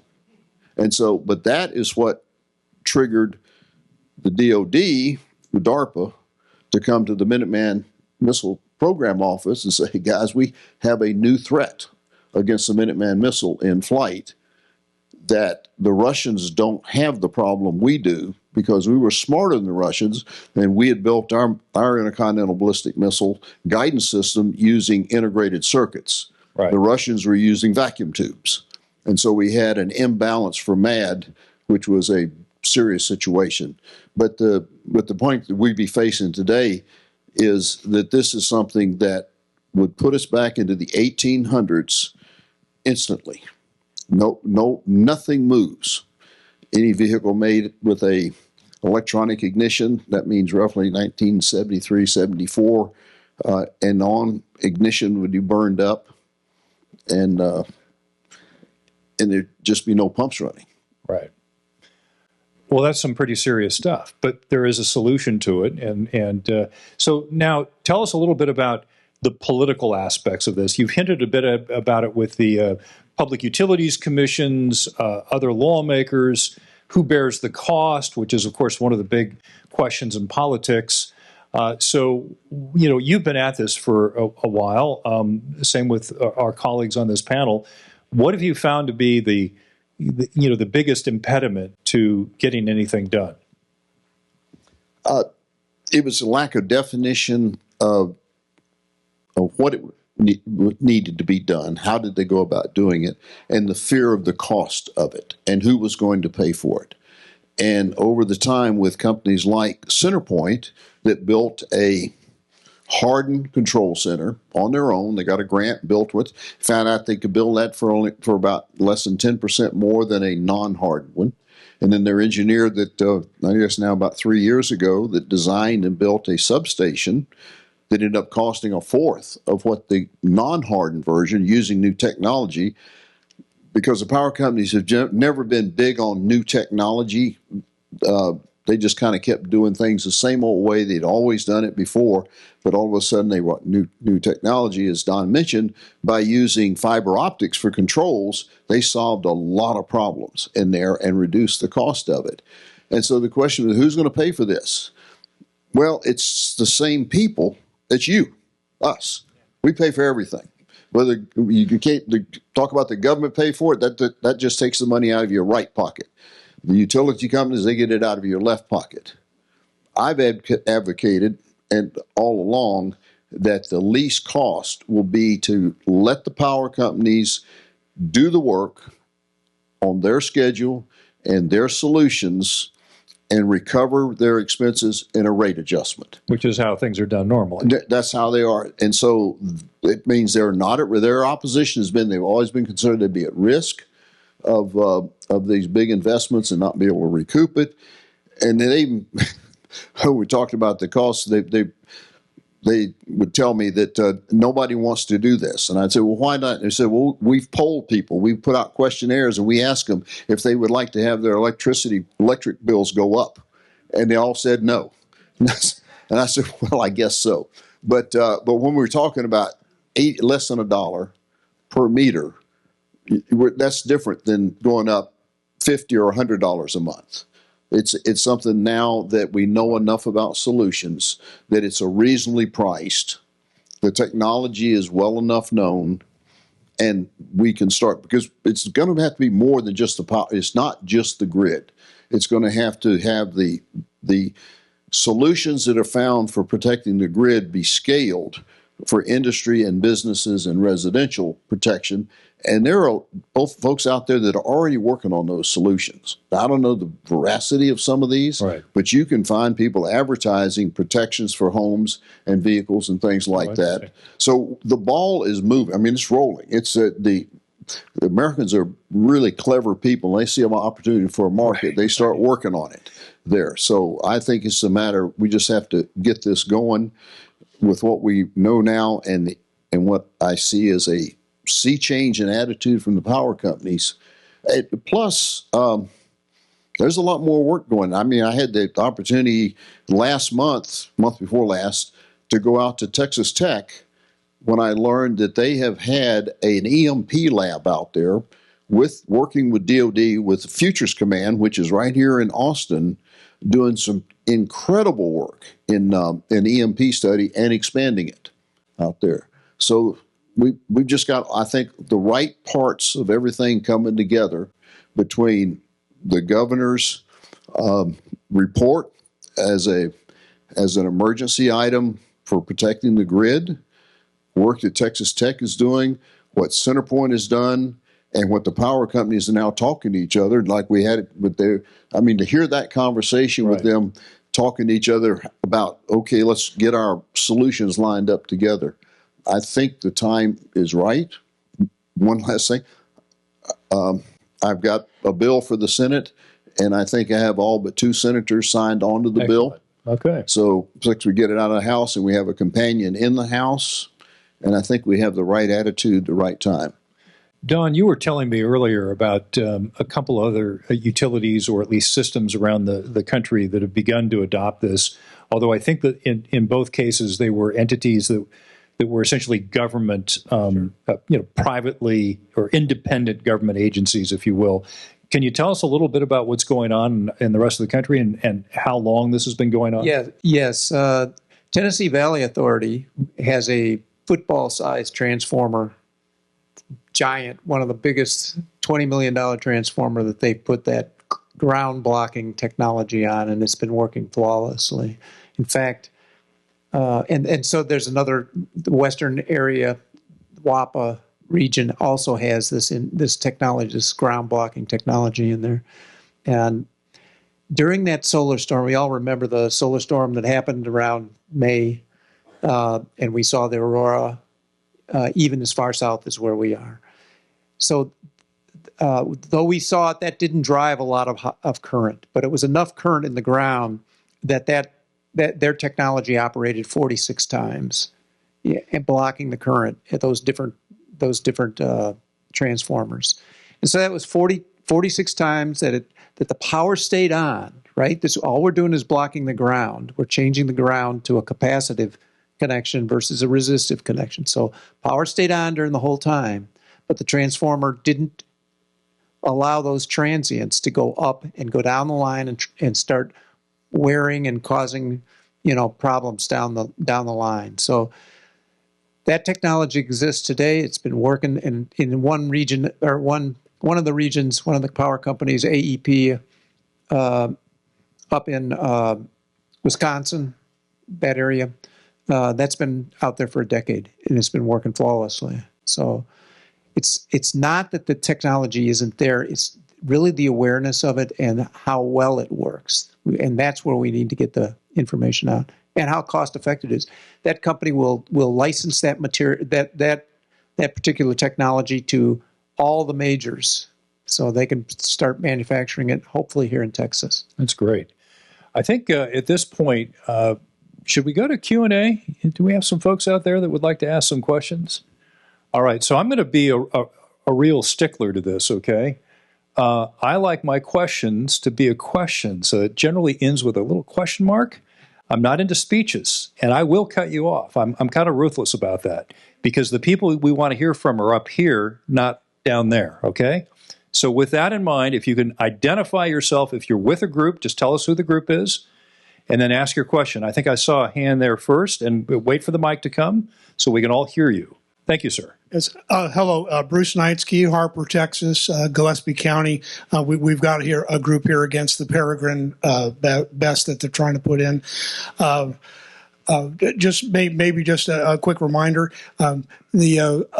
Obama was about 15 years ago. This does not sound like a question. No. Okay, it was the shovel-ready projects. We were asking him to do some of this work 15 years ago, and they wouldn't even move on it. So if you could maybe use that for ammunition. He's no longer there. No, I know. A lot of his supporters are still there, and if they're working against you. But we tried to get that working. My answer: we don't need the federal government for this. Texas has its own electric grid, and that's one of the neat things about it. And that's one of the reasons Tommy Waller came here, and that's one of the reasons we need to keep Texas with our electrical grid in there. So And we know what, I mean, we truly know what to do. One thing that was left out, it's not just in other place. We have CPS down in San Antonio that is in the process of providing a nuclear hardened power supply to Joint Base San Antonio. They've been working on it for a number of years now. Yes. And so we've got it going right here. We've got other states. South Carolina has got a major effort going that's power company initiated in there. So we're not by ourselves, but if we don't move, we could soon be behind the curve. Yeah, I think that we'll probably keep our leadership. I mean, especially because of the fact that 85% of Texas is its own grid. I mean, we might feel sorry for El Paso and parts of the Panhandle and a little bit of East Texas, but mostly it's most of the state of Texas. And as you correctly point out, that's allowed us, because of the regulatory fact that we are not entangled with the federal government, to move more rapidly on things. So I think that I'm hoping that we'll see some quick adoption of your measure, and that Texas will move with alacrity on that. There was a question over here. Wait for the microphone, please. All right. Jim Getters with the Task Force on Homeland and National Security. Can standard steel be manipulated in such a way with either coatings or some other treatment to achieve the same sort of properties as electrical steel for the production of transformers?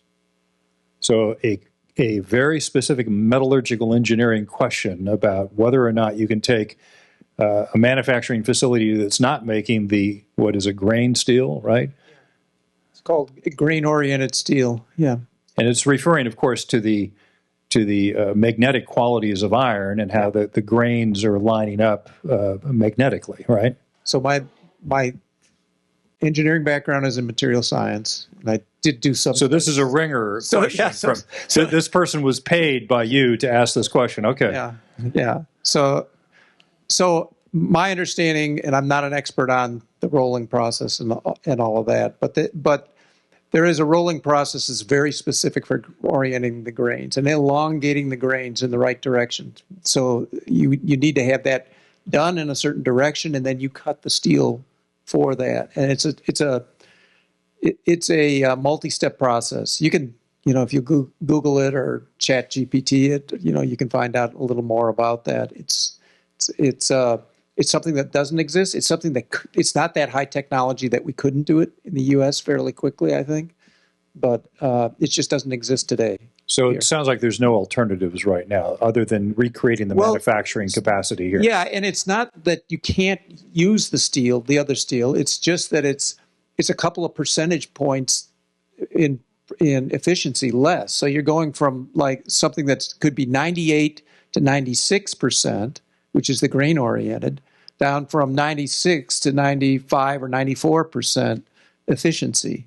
When you lose that much energy at the front where you're generating it, that's a huge waste. So no one wants to invest $20 million into or $10 million into a transformer that is less efficient. I'm guessing there's going to be more heat that you have to absolutely. You got a lot more heat and that probably means the maintenance and changing the mineral oil and all of that. Exactly. With it. China. It comes from China. Well, it also comes from it comes from places in Europe too, and there's other places. I think Mexico may even have the capability. So far, I mean, the Chinese may have put them out of business since the last time you looked. That's totally possible. There was a question over here. Yeah. By the way, you guys have done great. I've sat here and listened to the whole conference, and thank you very much, Don. And I'm Don Hooper and Milinda. You've done really great with it. My question is this. Most been around a long time, worked up at the Capitol quite a bit. Most people are motivated by money. What if there was a civil remedy for not doing things? If you put in a battery-operated storage facility and it damages your neighbor, we have a civil remedy to that. Will that slow it down, stop it? Can we get past the opposition to civil remedies, because they do work? We've seen it work in the abortion industry, but I'd just like to hear your thoughts on it. You're talking about cutting in the trial attorneys. Okay, let's see here.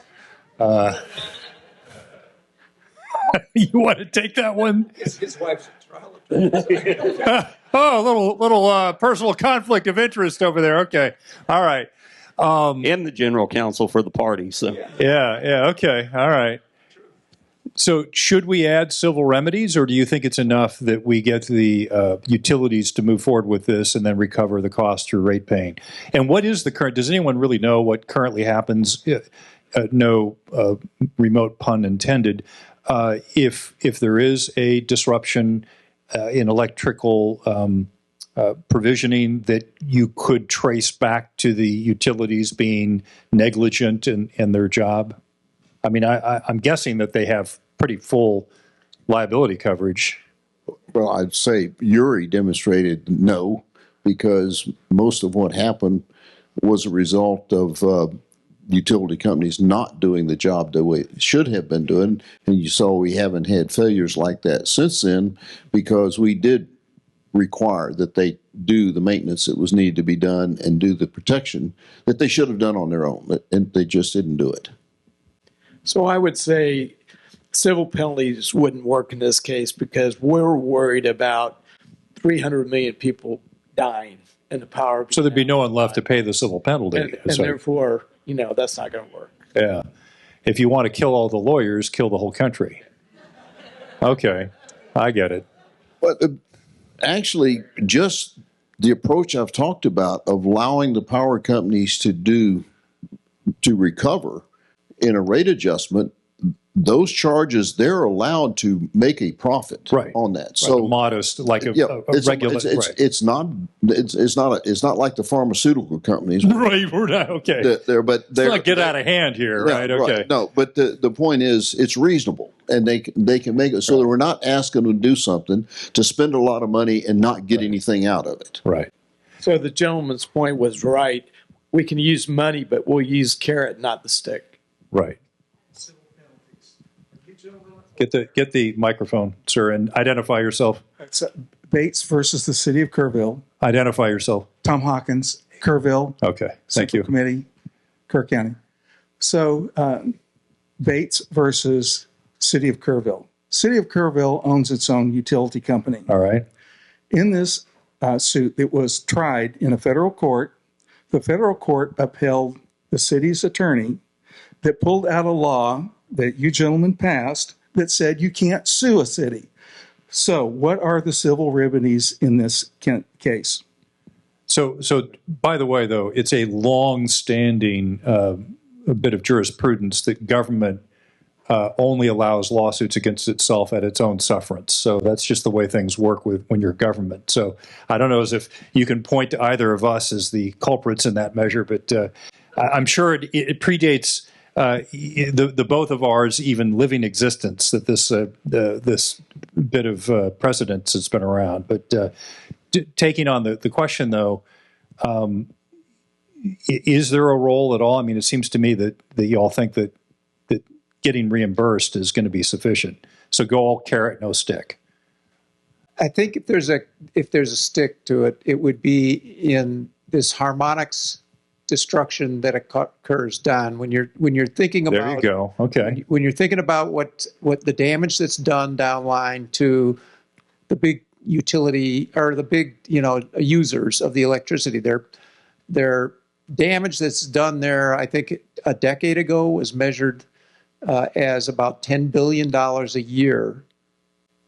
That was estimated by the insurance companies for the U.S. All right. So you're talking about the constant wear and tear that occurs when you don't have this equipment installed. And let's say you're running a refinery or some big consumer of electricity, and you start to see various components connected to the grid that wear out more quickly or have different failure modes that are induced by the lack of kind of a processed power going into that facility, right? And it's not just utilities that get damaged; it's their customers' equipment that's getting damaged, and anything that's a power supply that really relies on a great high quality current is going to get. So damaged. It seems to me there could be, like, for example, once we get your measure passed, and maybe something to follow on with the next legislative session, because you don't want to bulk up what you're working on now just when you're on the verge of success, right? So maybe what you do is you come back next legislative session and say, okay, we're now incentivizing people to install this equipment. And if you don't install this equipment by this period of time, you will be civilly liable for damages that are occurring, for example, with industrial customers. And that way you might, accelerate the adoption of this. I like that idea. Yeah. Well, I did have 9 bills pass into law, but that was in California, so that doesn't really count. All right. So other questions? We have a question over here to the left. Yes, I'm looking. I'm Tom Glass, and I created a Facebook group called Protect the Texas Grid, and have been working on this issue for several cycles. But I'm looking at the 2 bills that the Legislative Priorities Committee has endorsed in this area. One of them is SB 75 by Senator Hall, of course, and the other one that they have tagged here is SB 1740 by Senator Tan Parker, who, as a House member, had passed some legislation in the House, but then weren't able to get it through. And I wanted to know the differences between the 2 bills. Do they complement each other? How do we work both those bills, and what do we tell our legislators about those as we go? That sounds like a question for our senator. And by the way, Tan Parker we were hoping to see him here today, but as you know, the session is going on, and I think he had other responsibilities. Senator, do you want to proffer any distinction between those 2 measures? They're complementary. They could work together. My bill is a little bit more along the line of what they've been in the past, that goes to the planning part of following through from where we are now to defining what needs to be done. I believe the Parker bill, if it hadn't changed any, kind of jumps to the solution and says, go do the work now to meet to this criteria. I'm not sure we're ready to make that leap. I think it may be a little too much, but I'll be happy with either bill passing. We'll figure out a way to make it work, and we could even pass both of them and blend them together. So I have a question along those lines. I believe you were in committee when I testified in favor of this measure by Senator Hughes that would establish, I think, a 9-member commission to essentially look at civil defense in Texas for the first time in probably decades, a serious look. Mm-hmm. Do you see that commission that's really focused on the potential of a Pacific conflict and what it might do to our supply chains and other issues? Do you see that commission potentially taking on the analysis of risk for something like a HEMP event or a Carrington event? Yes, I do see that, but it's a little bit different because the way we're approaching it is to tie it in with Edom, emergency management. These are the folks that have to clean up the mess if we don't get it right. And so they actually do stuff as opposed to just a commission that's there to shuffle papers for a while, but they have a mission. And so we've tried to keep it tied to Edom as it's a well-run organization. Right. And I think it fits very well with their mission on the preventative side. Excellent. Well, ladies and gentlemen, our time is coming to an end. Chuck, may I just say? Of course. Okay, just Tom, thank you for your question, and I just wanted to highlight that 1740, as Senator Hall said, does jump to a standard. And the reason it jumps to that standard is because we have the technology that can meet that standard. And we also have a mil spec that's there for the E1 pulse that exists, that's been used. And we have a DoD task force over a decade old that is taken from these nuclear events, right? And they've already specified what that should be. So there's really no reason that we shouldn't put in place. The technology's there, the standard has been identified, the safety standard has been identified for our geomagnetic latitude, that we shouldn't go ahead and go for that. Texas has, as Senator Hall said, Texas has this unique advantage of moving faster than the nation, and we can do this. It's not that big a ask. It's not that expensive. It's something that we could do very quickly and kind of lead the way. Also, one other clarification. We already have a bill, 2555, that allows the utilities to be reimbursed. And as Tommy said in the initial comments, electromagnetic pulse was specifically excluded from that reimbursement, and therefore this bill will include EMP and GMD reimbursement. All right, very good. Ladies and gentlemen, I hope you learned a lot from this panel. And importantly, too, I hope that you came away with perhaps a slightly more assured feeling that that something finally is being done about these grave threats to our electric grid and therefore our very lives. Ladies and gentlemen, thank you so much for your attendance. Have a great afternoon.